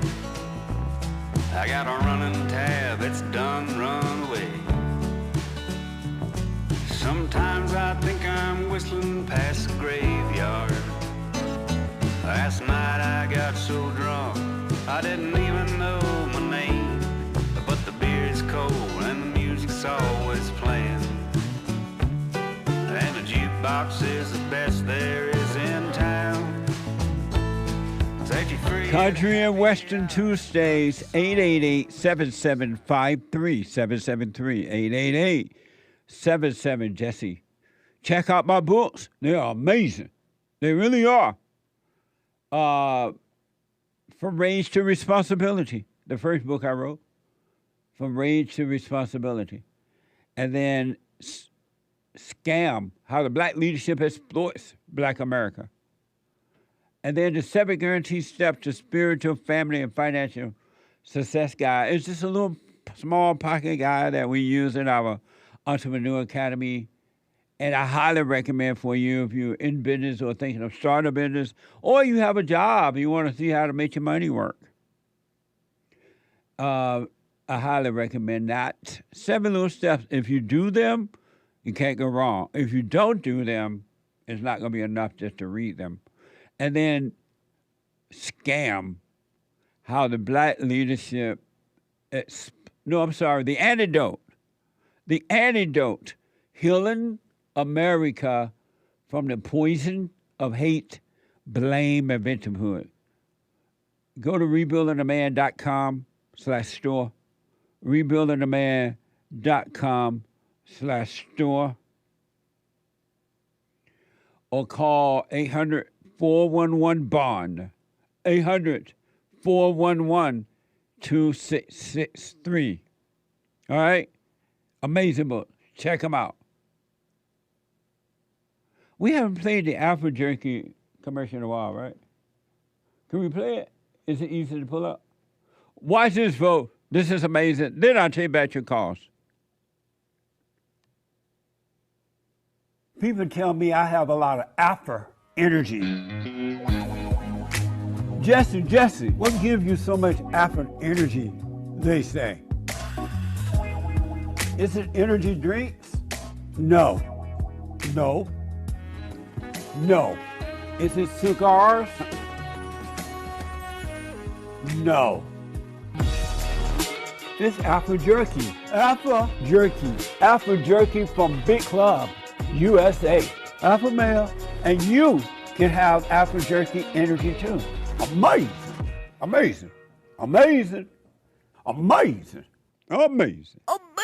Check out Alpha Jerky. Good. Especially after an amazing workout. Or if you just want a snack and don't want to get fat or full. All right? Check them out. Let me go quickly to, is it Jaron? Jaron, our first time call out of Ohio. Jaron, welcome to the show. You're on the air. Hey, Jesse, how you doing? Great to talk to you. You too. Thank you. I'm kind of shaking in my boots here because it came to me that the devil is actually the reason why I'm calling you, but I decided to go ahead and follow through with it anyway. And so, like I said, I'm kind of shaking in my boots a little bit here, but it's something that I see I need to follow through with. And I wanted to tell you a little bit about forgiving my parents as I've been kind of waking up And well, first off, I want to let you know that it was shown to me that it's okay to tell you that you've done an absolutely amazing job in walking me to be able to start to see with my own eyes. And just wanted to let you know that. Well, stay with it, man. Stay with it. Stay with it. It becomes clearer and clearer and clearer. Yes, sir. I'm at the point of no return. Right on. And I know that that's a powerful thing to say, but it is true. So I'd like to, if I could, maybe just kind of tell you a little bit of a brief background. So when it comes to my father, my parents split up when I was at a pretty young age. I was in middle school at the time, and I haven't really seen my father too much since then. And I'm 35 years old now, so it's been quite some time. And in the course of waking up over the past, it's been about 4 years now since the process really became kind of concrete to me. And like I said, I did hit a breakthrough recently, but so I'll get to that. So I thought to forgive my mother about 2 years ago through you, and I did do that. And still to this day, she insists that there's no reason for me to forgive her, and she doesn't really see it. And that's okay, And then I went to my father this past weekend, and I actually forgave him in person, because I had tried to do it with text, but in the back of my mind, I knew I could just go see him. And so basically, God really, after pushing and pushing and seeing one identity fall, really gives you the courage to know that it's possible. And and it's not that it's not going to come back to you again, but it's just that when it does, it's nourishment to you, because God will reveal as long as you don't identify with it. So anyways, sorry, I know I'm kind of ranting a little bit. Like I said, I am shaking in my boots here, even though I know that it's not me that's nervous. So I went to go forgive my father, and I really had no expectations at all. But it was, if I had any, it was better. It was absolutely 100% better than what those expectations would have been. It was like we were both kids again, kind of. And I was able to let him know that as far as I could see, that there's no reason to be angry with him, and that, nothing that he had done is of himself. And I got the point through to him. And interestingly enough, so I went home, and as I was going home, I stopped at my mother's house, and she had found out through my stepfather, because I mentioned to him that I went to go see my dad, and she was seeing red. She had steam coming out of her ears. It was amazing to see. Yeah. It was incredible. And she was so mad that I was able to get her to see that wasn't her. And that blew my mind, because it's my mom. I never thought that I would be able to, I knew that it was between God and her, and that, with me being her son and everything, that even though I tell her the truth, that, because it's coming from her son, she probably wouldn't understand. But so the amazing part was that she was able to see, even though, she's not really choosing to follow that all the time. She did kind of come to me afterwards and mention that she, at an earlier time in life, she went to the park walking around angry, and she kind of asked God, like, how is this going to work out in heaven? And she said it was revealed to her that, it's not possible. and she was given that peace. And I believe that story because she came to me with that, with an open mind that I've never seen before, willing to think that maybe, at least some of her identities are lies, right? So Amazing. that was, I actually tried to call in yesterday. I was even more of a nervous wreck than I am now. And, no, you're doing fine, man. Oh, thank you, sir. And so the piece of the story that I missed yesterday, because I just forgave my father this past Saturday. The piece of the story that I missed yesterday was that my father actually went over to my mother's house looking for me so he was trying to get a hold of me and texting me like crazy after we met, and I just knew that he was looking for something more than what came from than my forgiveness, really. Because he got that good feeling from it, and my father, I don't mind sharing this. He does fentanyl, and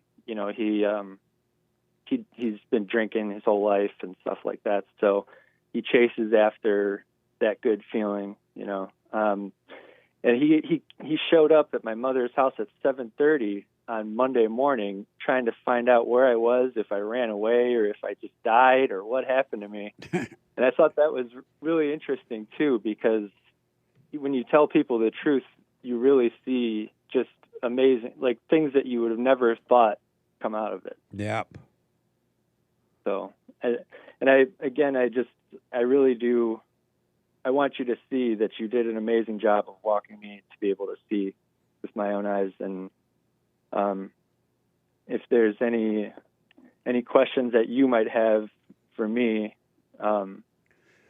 based on anything I've said, go ahead. You do realize that if he's on fentanyl and doing drugs and things, you don't give him one dime in case he asks for money. Don't give him a dime, right?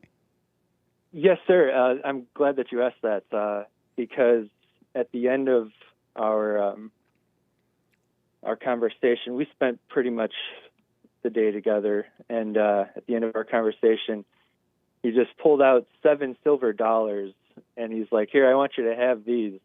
And I was like, "Okay." I was like, "Is there any reason why you want to give me these?" He's like, "No." And we just kind of laughed, And when I got home, my mother was like, your dad's just going to use you. And she's like, "Did he ask you for money?" So I showed her the $7 silver. And I was like, it was kind of an interesting thing. Amazing, man.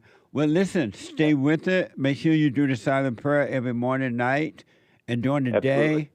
During the day, if you're caught up in the past and, false illusion of the past and all that, bring your mind back to your body. And I'm telling you, man, if you just watch those thoughts, don't call them you, no matter what the feeling is, don't call it you, you're going to see miracles happen in your life. Those identities will be taken away from you. Mm-hmm. So there's one thing I know, and it's that I don't know anything at all. Yes. And I wouldn't have it any other way. That's right. Absolutely, man. Of myself, I can do nothing, and of myself, I know nothing, and I'm totally fine with that. I'm so much happier knowing that than to think that I can do something or I know something. I don't know anything, and I love 100%. knowing that. I don't know anything. Yep. Amazing. Yep. Amazing, man. One last thing, Jesse. I decided, or at least, so last night I kind of woke up to this, and I realized that after that moment of purity, and as the thoughts started to come back in, one of the first thoughts that I claimed of my own was that I wanted to come to church. And I live in Ohio, so my plan is to come drive to church this week. And that's kind of reinforced because God set me up to have a conversation with an old friend who, when I was telling him some of these things that I'm starting to wake up to, he thought I was crazy, and he thought I needed to start going to his church. So I went there, and after going there, I was like, I really need to actually go to Jesse's church. But not only that, I would also like to meet you in person as well. So does that sound like a good idea to you? And I know I don't need to ask that question. No, you're totally welcome, man. We get visitors from out of town all the time, from around the world, really. Mm-hmm. So you're Yeah, definitely I've seen welcome. that. Okay. And if All right, thank you so much. If Sorry, you go need ahead. to know a recommended hotel that's closer to the church, our church is, Mm-hmm. you can call and ask Sean, and he will recommend, or email Sean, producer at justleepeterson.com. Perfect. Yeah, I think the phone number is on your website there, so I'll give that a call once we're done here. Amazing. All right. Well, I wish you Amazing. well, man. Thank you so much, Jesse. You're Appreciate welcome. you. You're welcome. See, there are people waking up. It's up to you. You can wake up, no matter what your color is, or you can stay asleep. You can stay in your hell. God is not going to force you. His son is not going to force you. I'm not going to force you. And neither one of us would take it personal. You just love your hell. A way has been made. You've been shown now how to overcome it. It's up to you. Let me go. Is it Lana? Lana out of Oregon. Lana, welcome to the show. You're on the air. Oh, yes. Hi, Jesse. How are you today? All is well, Lana. Wonderful, wonderful. So, Jesse, I just want to say thank you for putting love out there in every way you know. And I appreciate your knowledge and wisdom on most things. But one thing that, I heard again this morning that I just want to ask you is, why is your perspective, for example, about the Asian store issue, a black and white thing like bad black people? I totally get it. I'm very offended by a lot of behaviors that I see that are mind-blowing. But it's just ghetto. It's just wrong. It's just vulgar. Nevertheless, the Bible says everything is either good or evil. So it's not black and white, Jesse. So why is that your perspective on it? It's not my perspective. It's not? Okay. Well, what's the division about black people, doing this and this and this? It's not a black and white thing. I'm not clear why you make that analogy. You haven't heard me say all the time that it's spiritual? Well, I haven't heard you emphasize spiritual as much as bad black people. What do you mean? Am I wrong? Like when you make differentiations, you say, yeah, the bad blacks, the blacks are doing this, the blacks. By the way, I'm not black, right? But I love all people. And why you think you love all people? You love no people. But I do, Jesse. I do. No. Look, I don't love what they do all the time. You love, well, then if you don't love what they do, you love none of them, period. Because if you know what I mean? No, I don't. Yeah, no, you don't love anyone because if you love them, whatever they're doing wouldn't bother you either way. You would neither hate it nor love it. I disagree with that, and I'll tell you why. Why? I really like you, for example, but I don't like everything you say. I can't say do because I don't see you do anything that's what I would call out of order. But when it comes to the general population, for example, I see people, they do things that they're rude or mean-spirited. Well, I don't like that. It's like, why? Show love in this world. But why does it bother? Why does it bother you when someone else does? Because it affects me indirectly or directly. How? How does it affect you? Well, if a person is mean, say I'm in a supermarket and they're just mean-spirited, you've met people that are just like they're angry about something or right. They're just mean. But why would that bother you if someone else is mean? Because it affects my spirit. I like peace. And what is your spirit? My spirit is at peace with God. But if it's at peace, I'm at peace. But if it's at peace, how are you affected just because somebody else is mean? That's them that are mean. That's their world, and it shouldn't affect you or your world at all. But we're not rubber like it doesn't bounce off of us. We feel, we experience But what it should other, bounce off other you. people's energy. It should bounce off you. You should not be feeling other people anything. It should I bounce wish off. it were so simple. I'm sorry? I wish it were that simple. It is that simple. It's simpler than that, to be honest with you. Okay, well, break it down, because I'm wondering if someone, well, I won't use you because you're a very strong man, and I respect that. I really love that about you. Would God want you feeling someone else's hell? No, but how Then can why we, do you feel someone else's hell? how can we deflect it, Jesse? I mean, we're not superhuman. You're not what? We're not superhuman. We feel things, you know. But like anyone that feels things is of their father, the devil. No, that's Yeah. not true. Uh-huh. My father is not the devil, boy. You better stop.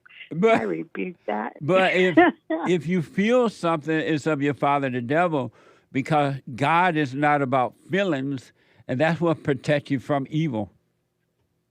And so I if someone is mean in the store, they wouldn't bother you because you're protected by the love of God, and there is no feeling in God's love. It's only feeling in Satan's love. Well, I will examine that a little further within myself, but I know I'm not of the devil. Let the If you're record feeling show. something, you're of your father, the devil. That's not true. I don't agree with that at all, because Well- I know who I am in Christ. Well, who are you No in one Christ? can. I'm his child. How do you know that? Because I know what I know. I know by reading the scriptures. The scriptures teach me who I am by what the word teaches entirely. Either you're on God's side or you're on the devil's side. There's only two sides. That's why I question, why do you call it a black thing? But the scripture cannot, read the scripture will not put you on God's side. No, there are some instructions that God has placed in his word. This is Like God's, what? God's word is God's way. That is my The firm. Bible is not God's word. The Holy Scriptures is God's word. It says every word is God breathed. The Bible is not God's word. Yes, it is.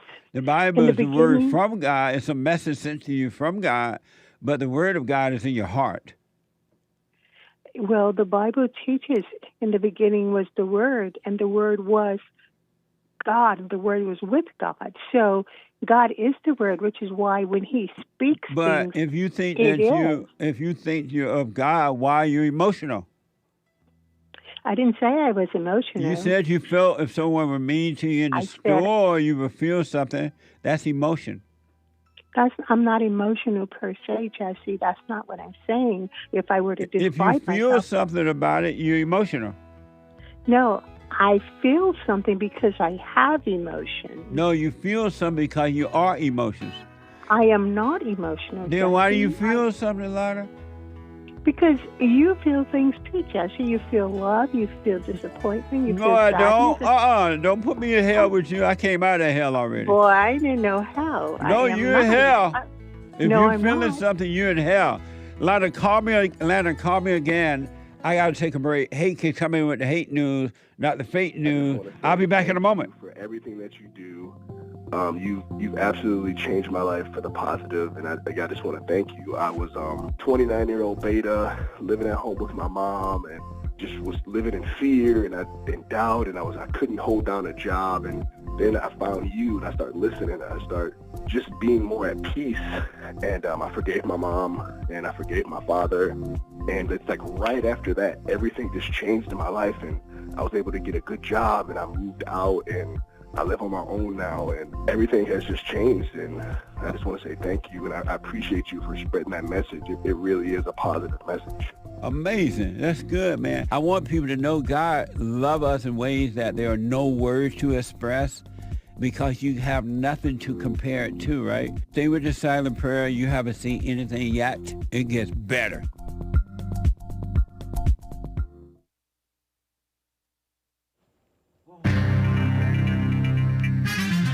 The female armoress in the Alec Baldwin shooting was sentenced 18 months in jail And Tesla is going to fire 10% of their staff. Based Elon Musk. Making cuts, cutting the fat. And the Bidens are making bank. $620,000 last year. Caitlin Clark, a real star in the WNBA. Employers have to let pregnant women off in order to be able to kill their babies. By force, they have to let them off. Not necessarily paid leave, but have to give them leave. And DeRay was rejected at the Supreme Court. He's the Black Lives Matter agitator. This is the end of hour 2 of the Jesse Lee Peterson Show. It is Tuesday, April 16th, AD 2024. You can call in right now. There is one line open. During Hake News, Not Fake News, 888-77-JESSE, 1-888-775-3773. After the Jesse Lee Peterson Show, The Hake Report, and then Joel Friday TV, and then American Anchor, baby. You can find all of our links by going to jesseleepeterson.com/show and scrolling down or clicking that network, JLP network thing, and finding us if you're so inclined. That Alec Baldwin shooting update, Hannah Gutierrez Reed, the armorer or armoress of the film Rust, according to CNN, was sentenced to 18 months in prison yesterday, Monday. That's the maximum possible punishment. She was found guilty of involuntary manslaughter last month for the 2021 on-set fatal shooting of cinematographer Helena Hutchins. The verdict comes more than 2 years after Helena Hutchins, who was then the tender age 42, I'm 42 now, killed by a live round of ammunition fired from a prop gun held by actor Alec Baldwin. The film's director was also injured in the shooting. I think it might have gone through her and hit him, too.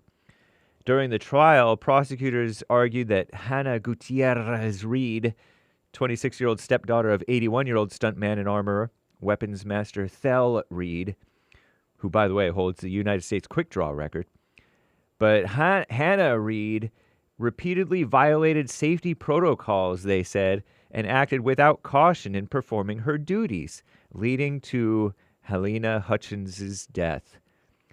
Baldwin was also charged with involuntary manslaughter. He's expected to stand trial in July. What a mess, huh? And Tesla layoffs. Tesla is set to cut more than 10% of their global staff of 140,000 employees, so said CEO Elon Musk. In an email to Tesla employees, Elon Musk attributed the planned job cuts to the need for cost reductions and increasing productivity, according to reports. Tesla recently announced a year-over-year decline in sales in the first 3 months of this year, first such drop since the height of the scamdemic, amid softer demand in the electric car sector. Other automakers, GM, Ford, have also pulled back on their EV, electric vehicle production, in the face of lower demand. Crooked Joe and Dr. Jill just rolling in the dough. President Crooked Joe Biden and First Lady Dr. Jill Biden earned, quote-unquote, $620,000 in 2023, according to their joint tax return, released by the Black on the Inside White House shamelessly on Monday. And that's from CNN. A real star joins the WNBA, if that's even possible. Is the WNBA ever have any stars? CNN shares this quote, "I've dreamed of this moment since I was in the 2nd grade." That's what white gal Caitlin Clark said. She likes black people, though. Allegedly 6 foot tall, 22 years old, after being selected the number 1 overall pick in the WNBA draft on Monday by the Indiana Fever. Ever heard of them? What kind of team name is that? A woman's team. She was a McDonald's All-American as a high schooler. Caitlin Clark's expected to bring record crowds, not clouds, maybe, to Indiana as excitement for women's basketball is perhaps the highest it's ever been. Stanford's Ms. Cameron Brink, LSU's Angel Reese, and South Carolina's Camilla Cordasco also drafted in the top 10, if you ever heard of them. I'm James Hake.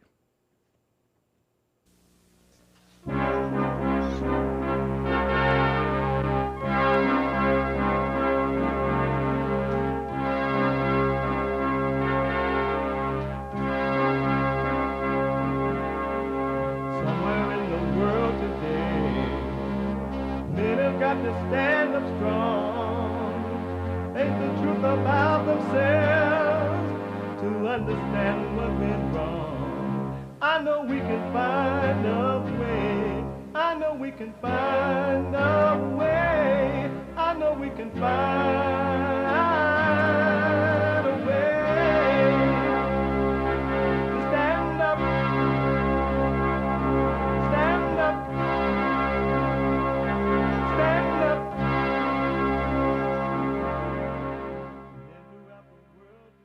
Uniting the races with truth instead of dividing them with lies. We're also rebuilding the family by rebuilding the man. I'm Jesse Lee Peterson.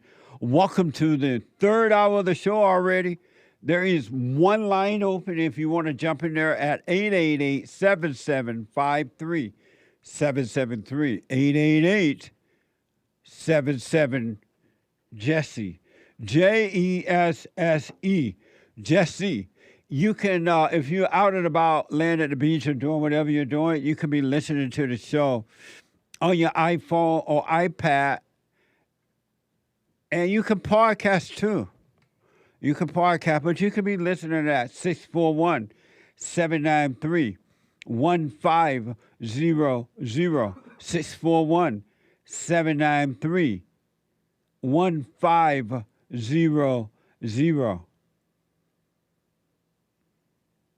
Amazing. To donate and have your comments read out loud,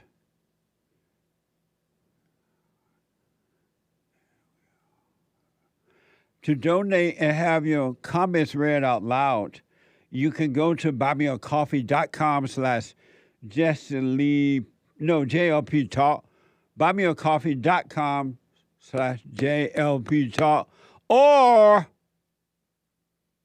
what?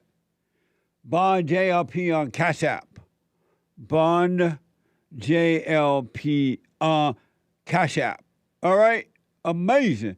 It's Tuesday. It's the third hour of the show today. It is Country and Western Tuesday. Bring back, oh, bring back my country to me. Bring back my country to what me. dog? Who let the dogs out? Amazing.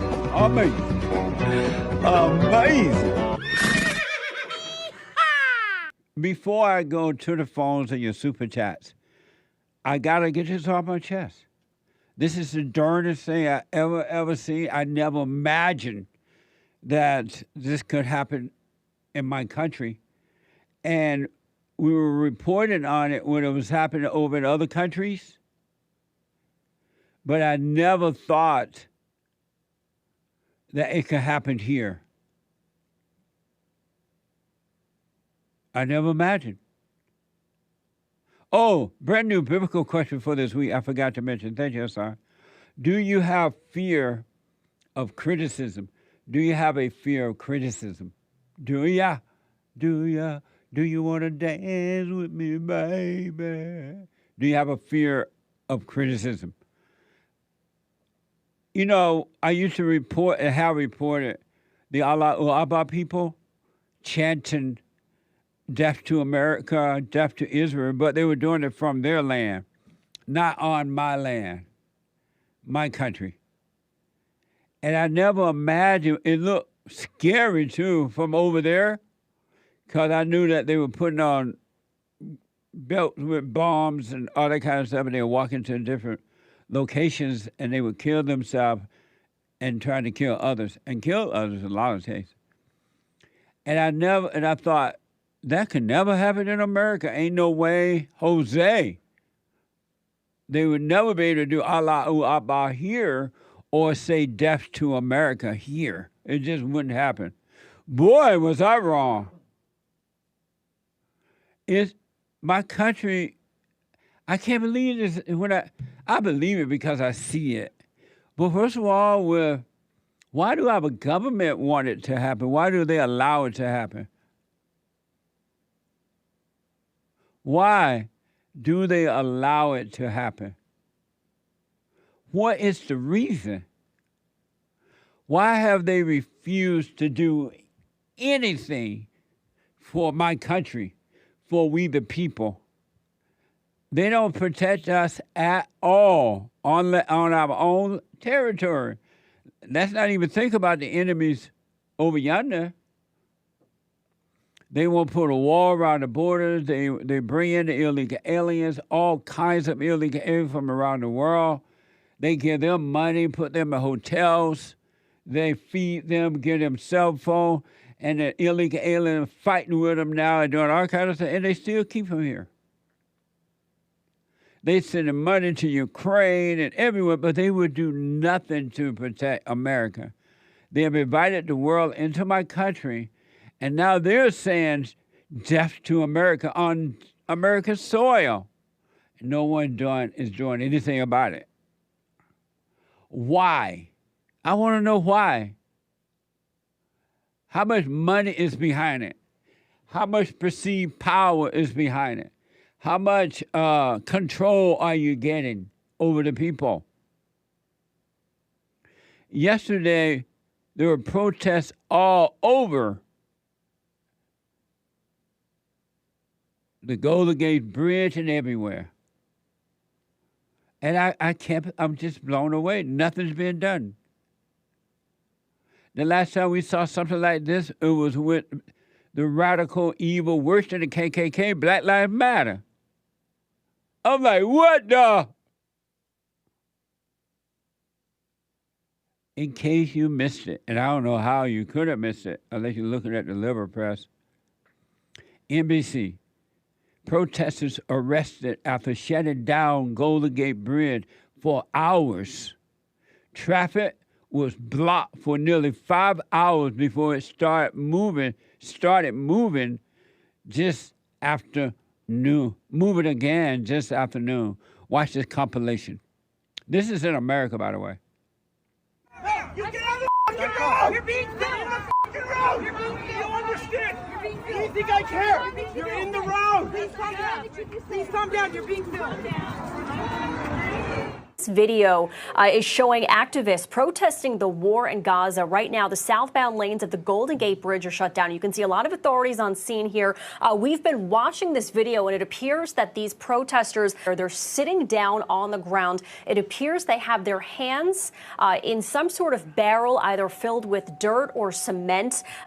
This happened about 10:30. This started 10:30 our time. Dozens of protesters stopped their vehicles and blocked all the lanes, demanding the U.S. stop arming and funding Israel in the war with Gaza. We are watching them as they're working to get these protesters' arms freed out of these barrels. Why not just throw them over the ocean with the barrel? This is evil. This is in America. This should not be happening. They do not have a right to do this in America. Go back over to your Allah or Abba land and do that if you just got to be doing it. This is evil, folks. Why are we letting these people in our country, and then when they get here, they act this way, and we keep them here? Why?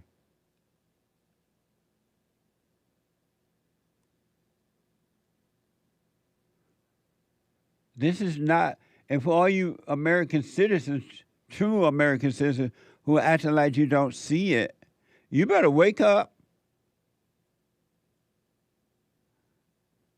You better wake up before we break up. Then you lose me.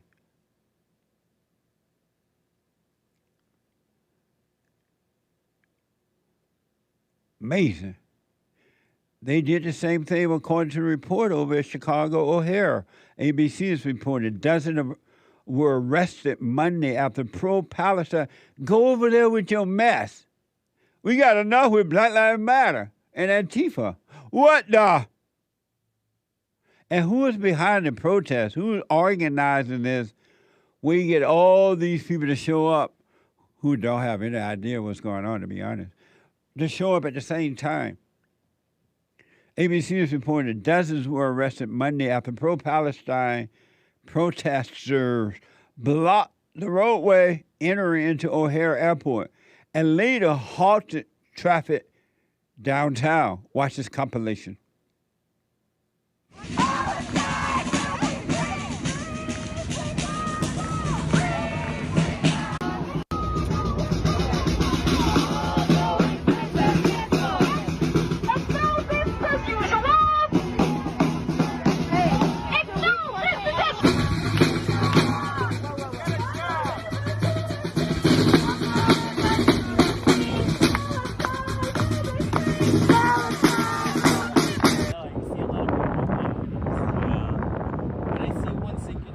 There's a lot of people walking right now. I think I see. You know traffic's bad when people are literally sitting on top of their cars and walking to the airport. Wow. Look how they are controlling the American people. That's annoying. They are coming from Allahu Akbar land and controlling the American people. They have you walking to the airport, sitting in your cars. Someone said, "Get a job." That's in America. What happened to America? This is evil. This is weakness. White people, y'all ain't gonna be strong with anything. You ain't gonna be strong with nothing. You allow your enemy into your country and letting them take over, and they got you walking to the airport. And you mad, talking about get a job. These are your enemies. These people don't like Christians and Jews at all. They think we're infidels. They're not playing. The moment they pop out of Allahu Akbar mama womb, they tell you that the Christians and Jews are infidels, and whatever it takes to destroy them, go for it. And now you're just sitting back.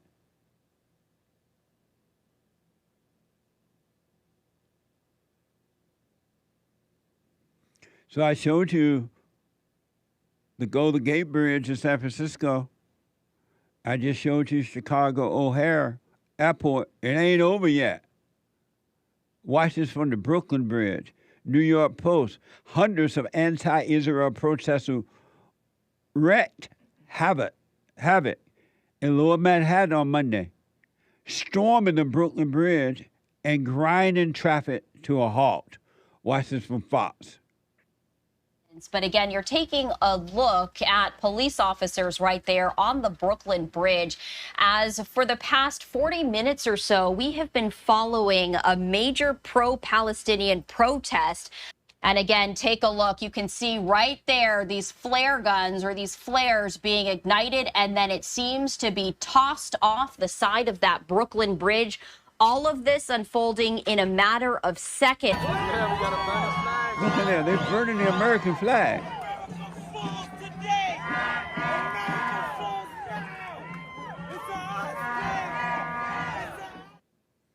So now you can have Allahu Akbar flags, you can have LGBTQ flags, but you burn American flag. It's against the law to burn the LGBTQ, but you can burn the American flag.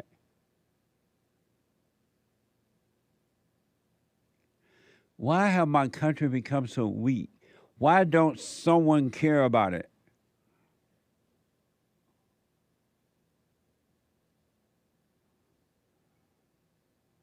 Why? This is on our land. This is on our soil. And why they allow, where's the military? Run these folks home. How are they stopping the American people from going to work or wherever they're going?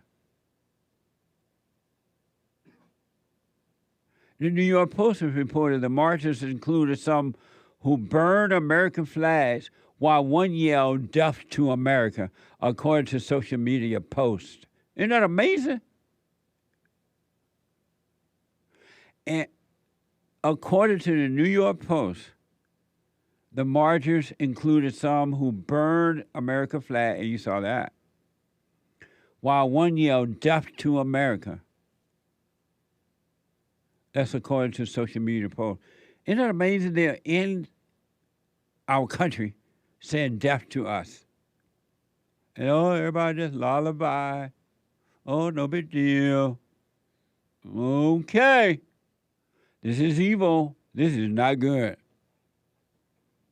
And these people have no idea why they're doing what they're doing. Somebody controlling, manipulating their minds, and they have no idea what they're doing and why they're doing it. Believe me, it just feels good to be out there doing it, to be on TV. But they have no idea. Watch this from Fox. I feel like, yes, I'm sorry it was an inconvenient, but imagine living in Gaza right now and what they've been dealing with for the last 6 months, and the world has been silent. If you're inconvenienced for a little bit of one day, imagine what they have been. They have been displaced. Their homes have been demolished. Their schools have been demolished. They are deliberately starving them. This is just basic human rights that we're fighting for, and it's ridiculous that it's taken this long, but it's also, it's very comforting to be around like-minded people and standing up for the people who need it. Like-minded people. I bet they are like-minded. We're not in Gaza. You're in America, dummy. Go over to Gaza and protest. Why don't you go over to Gaza and protest? Why are you going to inconvenience us for your mess?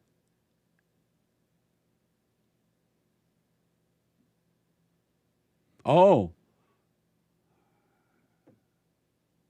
Because they allowed it to happen. That's why they're doing it.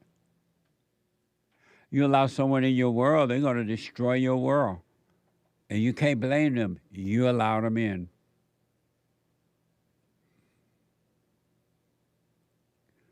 You can't help but wonder, where are they learning this from? Where are they getting their information? Well, according to NBC, activists at odds with Joe Biden over his handling of Israel's war are planning to shift their campaign to the Democratic Party platform at this summer's nominating convention in Chicago. Watch this from Fox. This was a group of around 300 people from pro-Palestinian and anti-war groups across the country who came to Chicago to work on plans for disrupting the Democratic National Convention less than 4 months from now. And one organizer taught attendees how to chant "Death to Israel" in Farsi. So I'm going to teach you a chant in Persian that you can use if you ever encounter those Zionist freaks. So you're going to say, "Marg bar. Marg bar. Marg bar Israel." Has two meanings, depending on who's asking. It can mean death to or down with. So can we get a Marg bar America? We can get a Marg bar America. Yes, we can. Marg bar America. Marg bar America. Marg bar America. Marg bar America. They plan to make sure Biden and the entire Democratic Party hears them during the week of the convention. May God have mercy on America.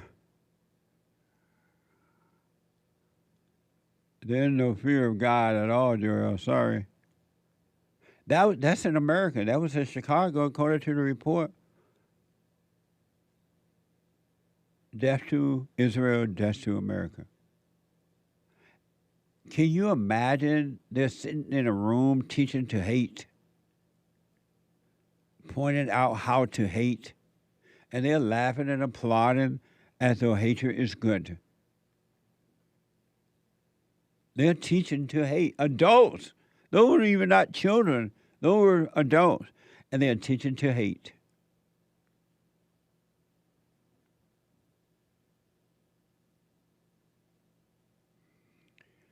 In a Christian country. And nobody does anything about it. Oh, this is fine. Victor David Hanson said it well in the front page magazine. Victor David Hanson said, according to the front page magazine, the more these the more these demonstrators shut down major bridges, deface iconic monuments, disrupt Easter and Christmas services, and broke into the Capitol and congressional chambers, the bolder they became. The bolder they became. The more they did, the bolder they became. Can you imagine if so-called Trump supporters, MAGA voters would have done something like this? Where would they be today? Where would they be? They wouldn't be sitting in a room chanting Allah Abba or Death to America. The Trump supporters, right? But everybody else can get away with destroying the country. And they're trying to stop anyone that want to save the country. Can you imagine that in America? They don't want Trump to get in there. They won't even let Trump go to his son. They might stop Trump from going to his son graduation because they don't want anyone stopping the hell that is happening in America. Allah Akbar, death to America. Here's a little update on the Great White Hope, Donald Trump, right? Newsweek is reported Donald Trump might miss out on the graduation of his son Barron Trump because of the clash with the Stormy Daniels hush money trial. Watch this from Fox. Election interference, that's all it's about. Thank you very much. Amazing, huh? But they'll let the people walk in, chant death to America. Death to America. But they're trying to stop true Americans, like the Great White Hope. And guess what? According to the New York Post, Manhattan District Attorney Alvin Bragg collected a cool $850,000 in donation after indicting Donald Trump last March, with powerful Democratic and left-leaning labor unions cheering on the prosecution of their wallet, with their wallet, cheering on the prosecution with their wallet, record shows.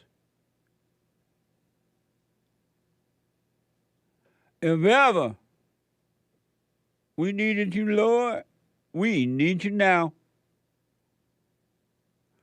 The Great White Hope, Donald Trump releases brand new campaign ad.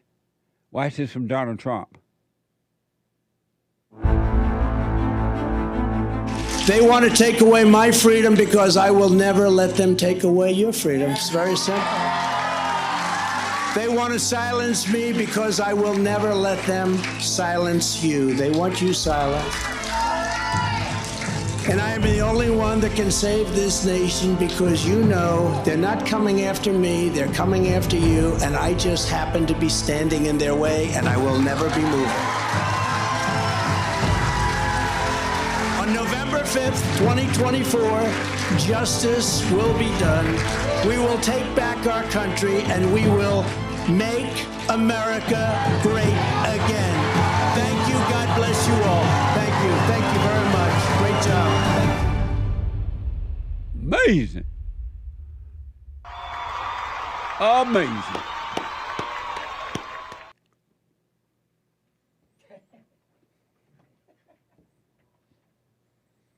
A man of great courage, of great love. If ever we needed the Great White Hope, we need him now. Amazing. And then I tweeted, have many millions between Facebook and Twitter. It's great. It's like owning a newspaper without the losses. It's incredible. The Great White Hope. What a mess.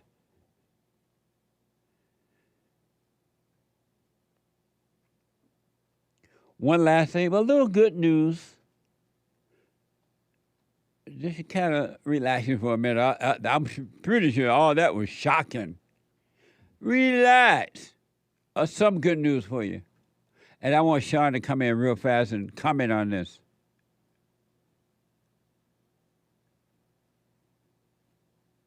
Other good news. And I want Sean because he's white. He my producer, one of the experts here. He white and he love golf. He love golf and golf love him. Here's a little good news. Just to relax you, then I'll take your calls. CBS Sports. Patrons. Patrons may have showed up on Masters Sunday itching for a down-to-the-wire brawl between the greatest in the game. But what they received was a dominant showing from a golfer on a historic trajectory. Oh, trajectory. If you're black, it's trajectory. Trajectory. Masters champion Scotty Scheffler. Faith and focus make him unshakable and perhaps unstoppable. Watch this from the Masters. They had the Masters last week.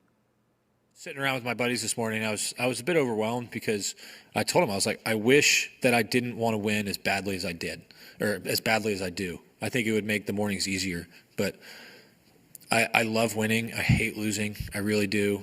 And when you're here in the biggest moments, when I'm sitting there with the lead on Sunday, I really, really want to win badly.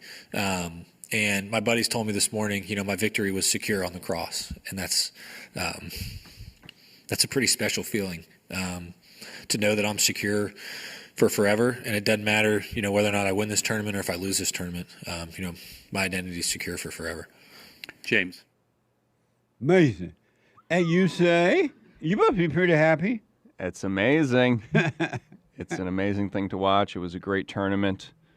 And it's an interesting way to put it. I never heard someone put it quite like that. Me either. It's secure. My identity is secure. On the cross. On the cross. Yeah. He was hanging out with his friends, I guess, the morning of Sunday and the night before, and they, reminded him of that. And it was great to see him out there. He's from New Jersey. He's from the town next to me in New Jersey. Oh, yeah? Yeah. Y'all used to play? No, he's a little younger than me. Oh. So you didn't go to high school with him? I'm old. Did you see him at the beach? Well, right on, man. And amazing! Scotty is the best golf player in the whole wide world? Yeah, he's number one right now. Around the whole world? Yeah, he's ranked number one. How can that happen? Just based on the amount of wins that he's had recently, and he's unstoppable. Very unique, too. Unique swing. It's amazing to see the amount of golfers out there, and everyone does it a little differently. Everyone's got their own little thing going on. And they'll have different swings and different styles and different temperaments out on the course. Right. And he's just so calm. And how did focused. Tiger Woods do? Not very well. He's a little old, like me. He old? Yeah. Don't kick him to the curb. Yeah, he's a little old. He didn't do very well at all. Really? But, yeah. But like I said about the Masters, it's like the last vestige of that white, good-mannered, polite culture. You can't, the rules, you can't run. There's no running allowed, no backwards hats, no cell phones. Amazing. Back in a moment, your phone calls and super chat. Thank you, Sean. Amazing. Thanks to God. It is the best counseling service on this side of heaven. I counsel with men and women, families, individuals around the world. Most people are unhappy. They're miserable. They have rough lives. They're depressed, suicidal, young and old, of all races. I understand, I know why, and I do understand it. Because exactly what's happening in me is happening with everybody outside of me, inside of them. And I've noticed that with those who really, really, really want to understand, they overcome it just like that, out of one counseling session. If you need counseling, you can go to rebuildingtheman.com or call 800-411-2663. 800-411-BOND. Best counseling service on this side of heaven.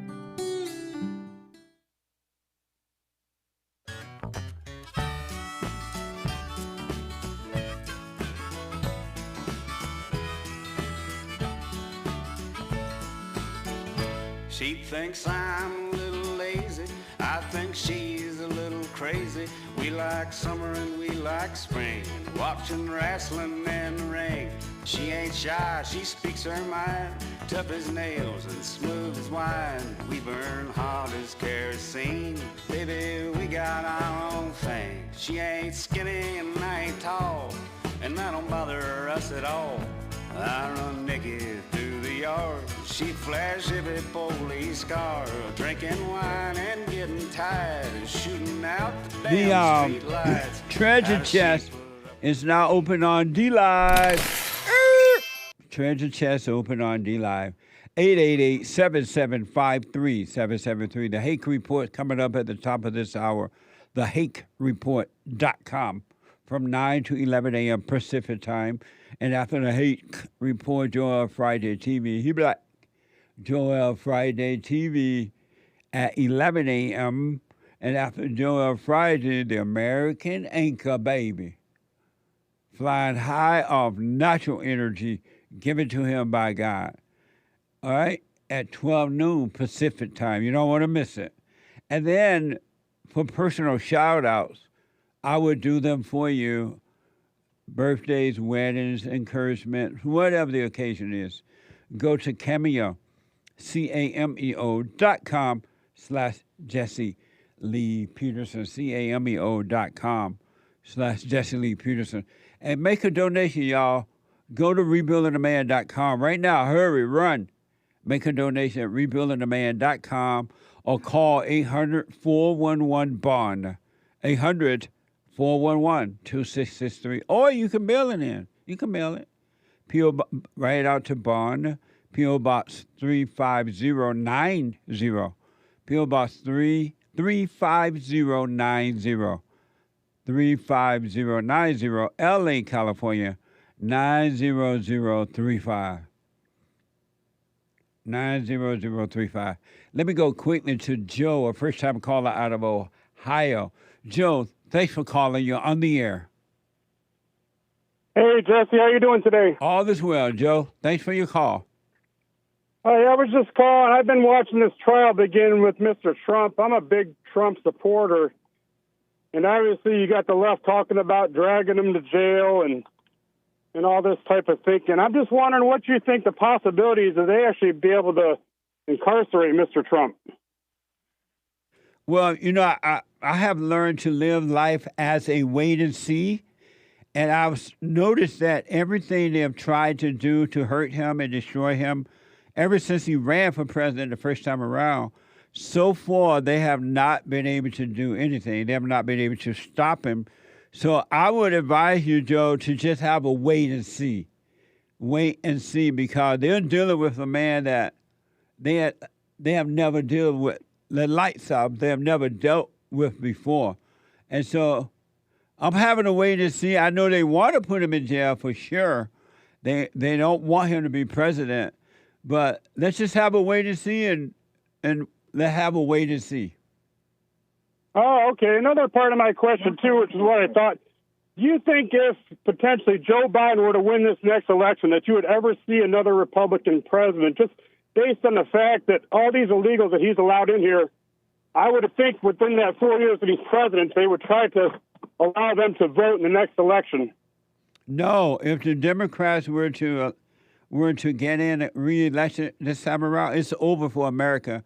It's over for the Republican Party. It's over for America, period. We will never see a normal American ever again.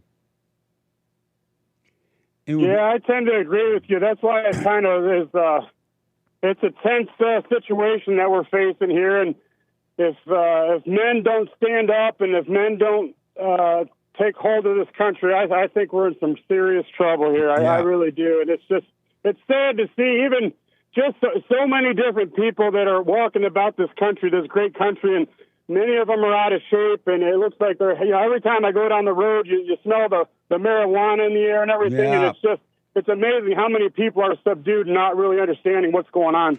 That's why they legalize drugs, and they let the inmates out of prisons. They take away the police. They tell you it's okay to kill the children in the womb. They want this whole transgender stuff. They want nothing but chaos and confusion so that the people don't pay attention to what's really going on. They're divided, the people, with this fake idea of racism. They don't want the people to know what's going on. That's why they're doing it. No phone connected. What do you think the remedy is, Jesse? What do you think as an individual in America today, as a 50-year-old man? What do you do, and how do you help in that area? Well, just start taking care of yourself. You don't owe it to anyone else to help anyone else, but you owe it to yourself to work on yourself and let the truth, let love, that God guide you. You got to drop all anger so you can see, you'll be led as to what to do and how to do it and when to do it. But you got to work on yourself by overcoming anger. Oh, I see. So you think you just need to stay within yourself and not necessarily try to be a voice or try to help other people that might be misguided? Not at all. They'll end up destroying you. You're right. That's so interesting because you're right. If you went down and tried to surround yourself with a bunch of people who are heading the wrong direction, you might get just pulled right into it. I guess I could appreciate that. I could appreciate that. It's like trying to help your family member. You can try to help your family members, and they'll turn on you and destroy you. You can't help people. God doesn't force help on anyone. He leaves them in their hole, in their hell, until they're ready to come out of it. Yeah, I guess you're right. And I guess it goes hand in hand with the fact that, too, sometimes I try to go back and forth with these people on the left, and it's like one of the things that I listened to Bill O'Reilly talk about, and he just talks about people believe what they want to believe, and so to try to convince somebody of any other way is fruitless.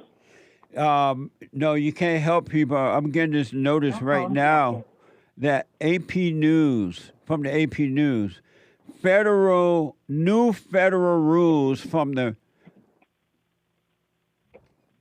Pregnant Workers Fairness Act mandates that employees allow women time off to get abortions. Isn't that amazing?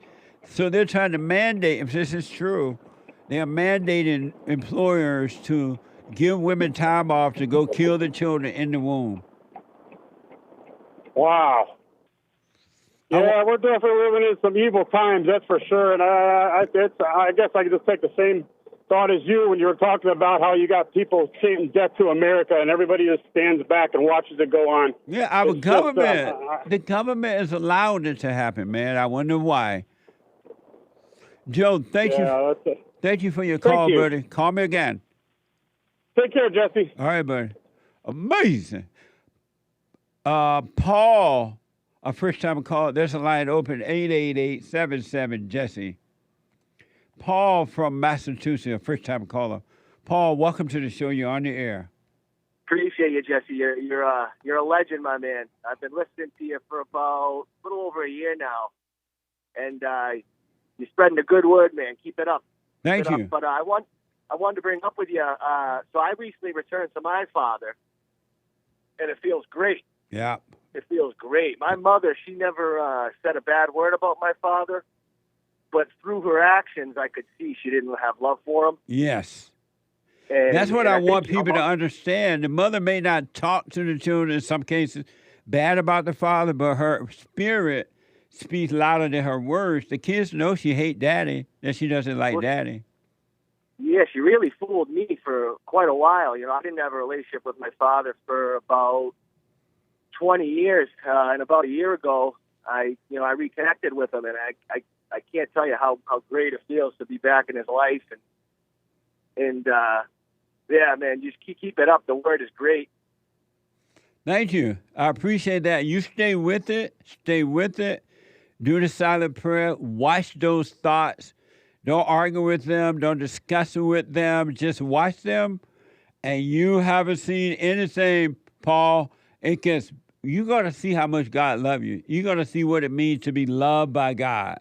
It's going to blow your mind. Oh, yeah. I can feel it. You know, I've never really been that close with the Bible. I've never been really into the Bible verses. But I grew up, and I always had the Spirit in me. I could just kind of feel it. Yes. Yeah. now as I'm getting older, it's kind of, it's coming more to light. But one other thing I wanted to bring up with you was, so I'm 29 years old, and it's really my generation that's really scaring me. And I shouldn't use the word scare, but I don't know what else to use. It's kids around my age just don't seem to care or about anything, about where the country's going, who to vote for. Everybody just seems distracted.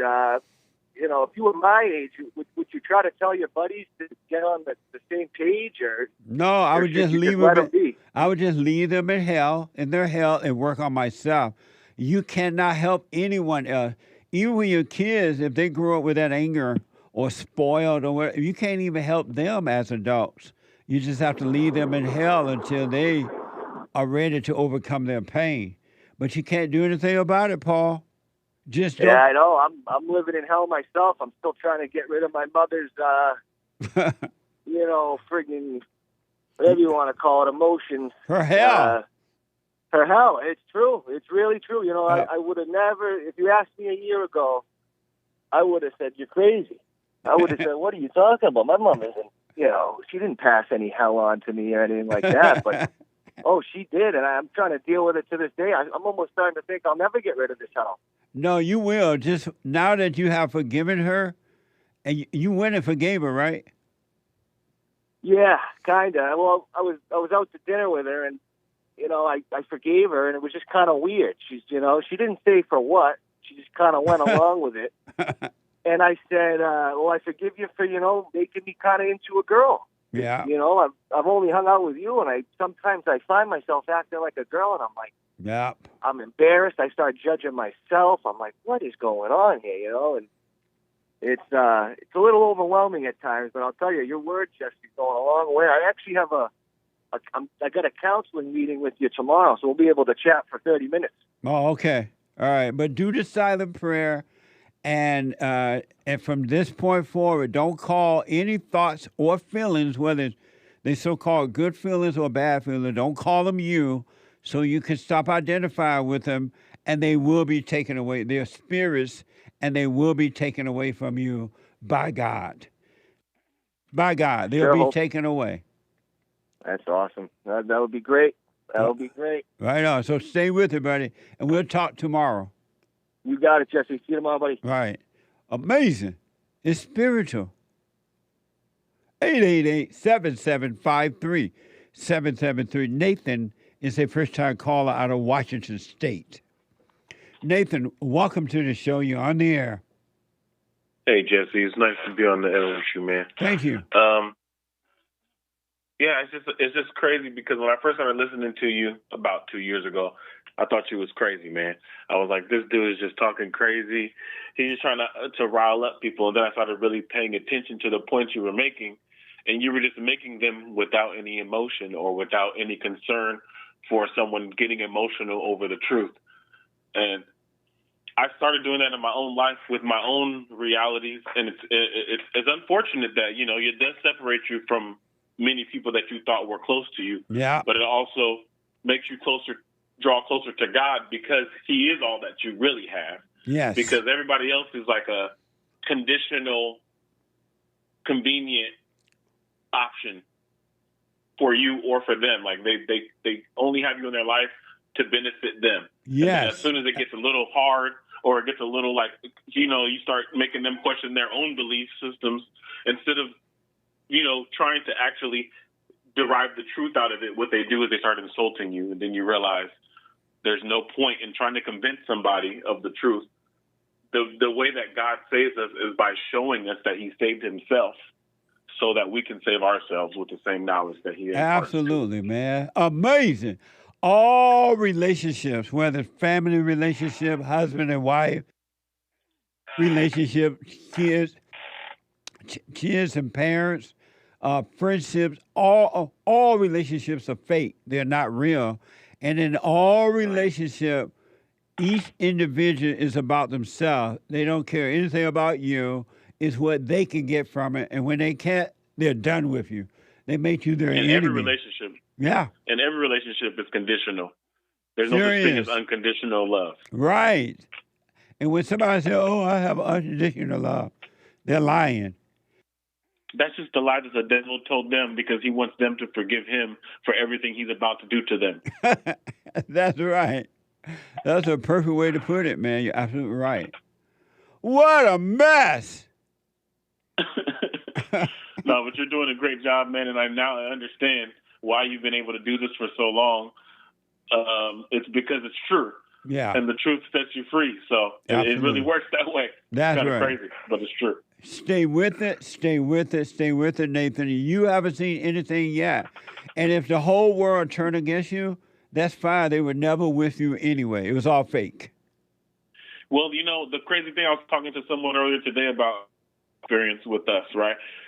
God did everything. He made everything perfectly for all of us to understand and enjoy. Yes, yes. Yet, he's the one person who nobody can agree that even exists. But he made everything. Yep. And no one can argue with you about that, about God. Yet they still want to argue whether he exists or not. It's weird, man. Well, it's because they're angry. They've been turned away from the Father by their mothers, and they're living in darkness. They cannot see. That's exactly it. They cannot see. That's what it is. Does that mean then that, I mean, not to say all mothers are the devil, but if you see like the devil's spirit is like a feminine spirit, though, because it's it abandons all reason and only embraces emotion. All evil spirits are feminine, and all mothers are evil. And it's not the mother herself, but the evil spirit that's been passed down to her from one generation to the next generation through the woman. Ever since Eve, it came from Eve, and it's just been passed down through the woman. But women can overcome it, and men can if they forgive the mothers and return to the Father. They can overcome that spirit. Yeah, the secret is forgiveness. That's so true. Like love conquers all, for real. 100%. Absolutely. Nathan, thank you, man. Amazing call. Call me again. For sure. All right. Amazing, man. Stay with it, too, Nathan. Thank you, brother. All right, man. Amazing. Super chat.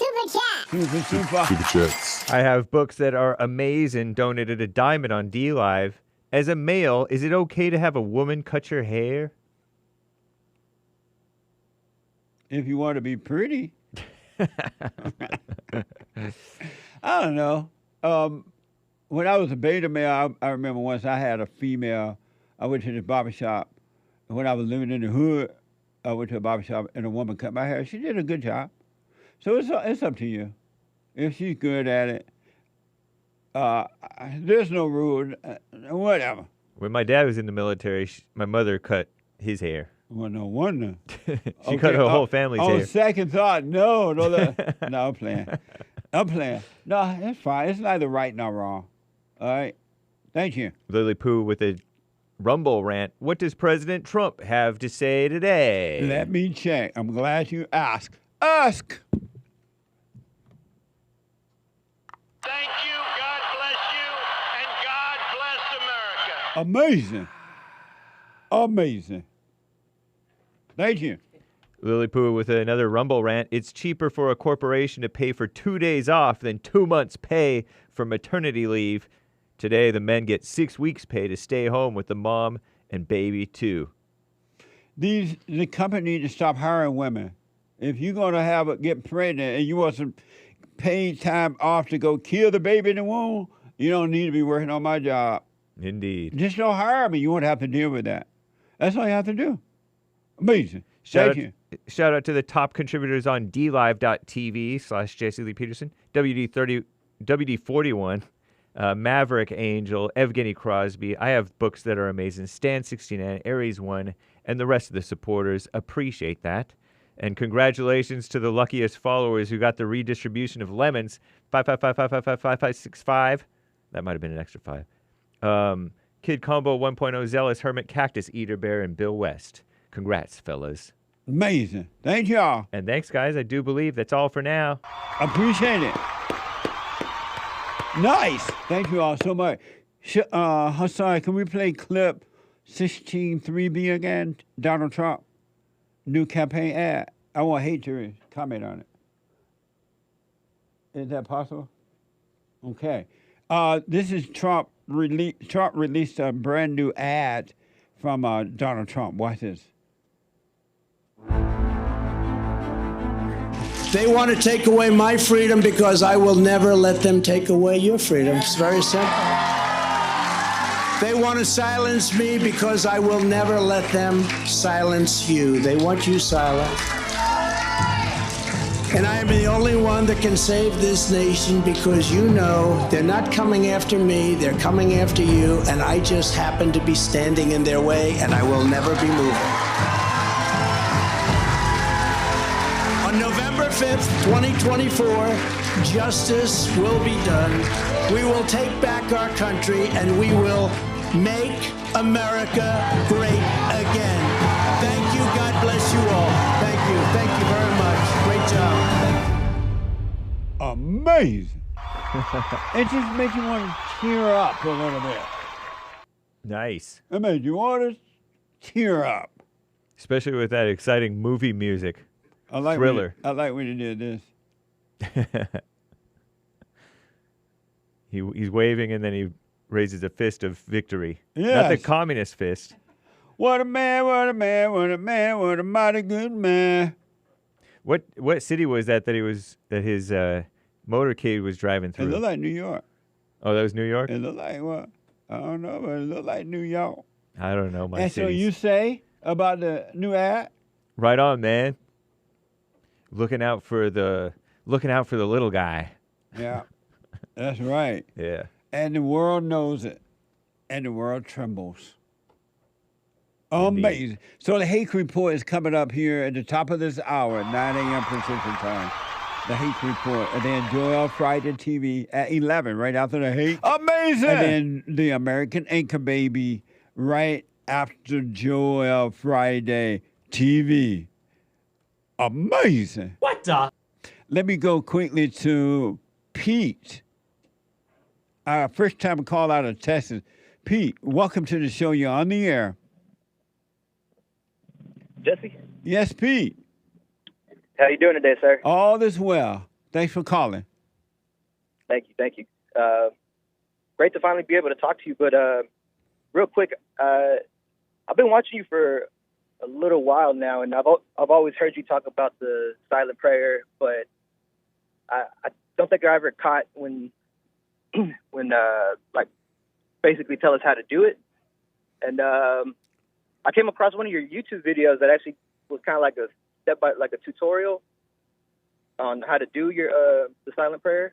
Yeah, you can go to rebuildingaman.com, and it will rebuildingaman.com/prayer, and it will show you how to sit, relax, and watch those thoughts and not call them you. God will bring you out of them, and all you need to do is sit and watch them and do nothing else about it, and eventually they will all be taken away from you. Yes, sir. Yeah. I did catch that. It was a super long video that you put together, and I appreciate you for that, for putting out that information for us, because I was kind of lost on how to do it, and also thank you for that. Have you started doing it now? I'm not gonna lie, I haven't yet. but I will eventually do it though, because. What are you waiting for? You only have now. What are you waiting for? Life. Been busy. but that's not an excuse. Right. I'll definitely get on to it. Okay. Well, let me know when you start doing it. Let me know how it goes. Yes, sir. And I had one other comment, if you don't mind, or I'll call back later. You know what? I hear the music. Are you able to call me back at another time soon? Yeah. I could call you tomorrow. Okay, call me tomorrow and just remind the producer there that I told you to call back because we ran out of time. All right, sounds good. All right. Amazing. Amazing. I'm out of time. The Hake Report is coming up now. Get on that straight and narrow. Stay there.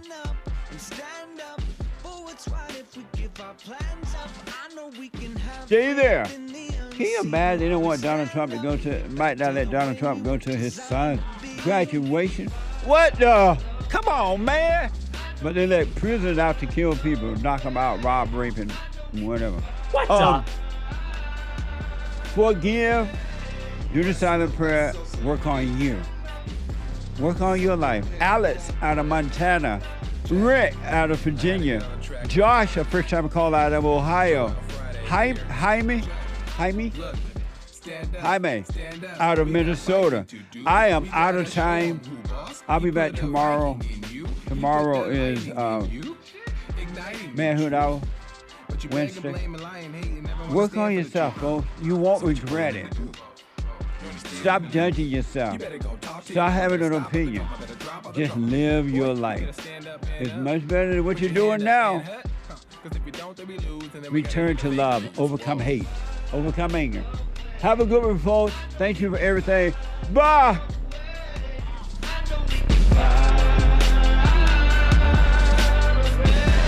You must know that's so you get something went wrong, but face the truth about yourself and just seek first God's kingdom,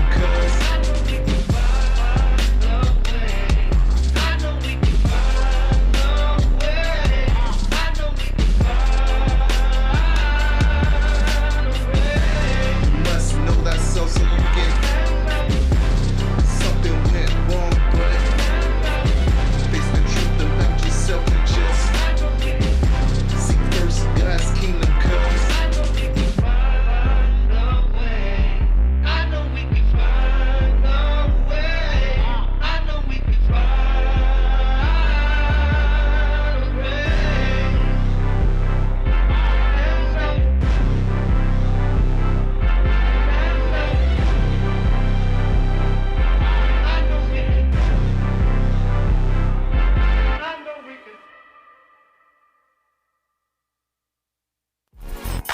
So, here's what I recommend. I invite you to download my silent prayer, and I want you to start doing it. You just download it, get the points of how to do it, and then after a while, you just do it on your own. It's going to point you in the right direction that your life will be returned to you from God. He will give you your life back, because anyone and all people who has anger, they're not themselves. You are the person that you are angry at. That's why it's so important to get to know yourself so that you can see who you're angry at. And if you're doing the hooping and hollering prayers and things like that, some people get up, oh, praise the Lord, hoop and holler, bless my mama, bless my daddy. Continue to do it. Do both. You will see if you want to stay with the hooping and hollering, or do you want to be still and know God. So my gift to you, no charge, at rebuildingtheman.com/church.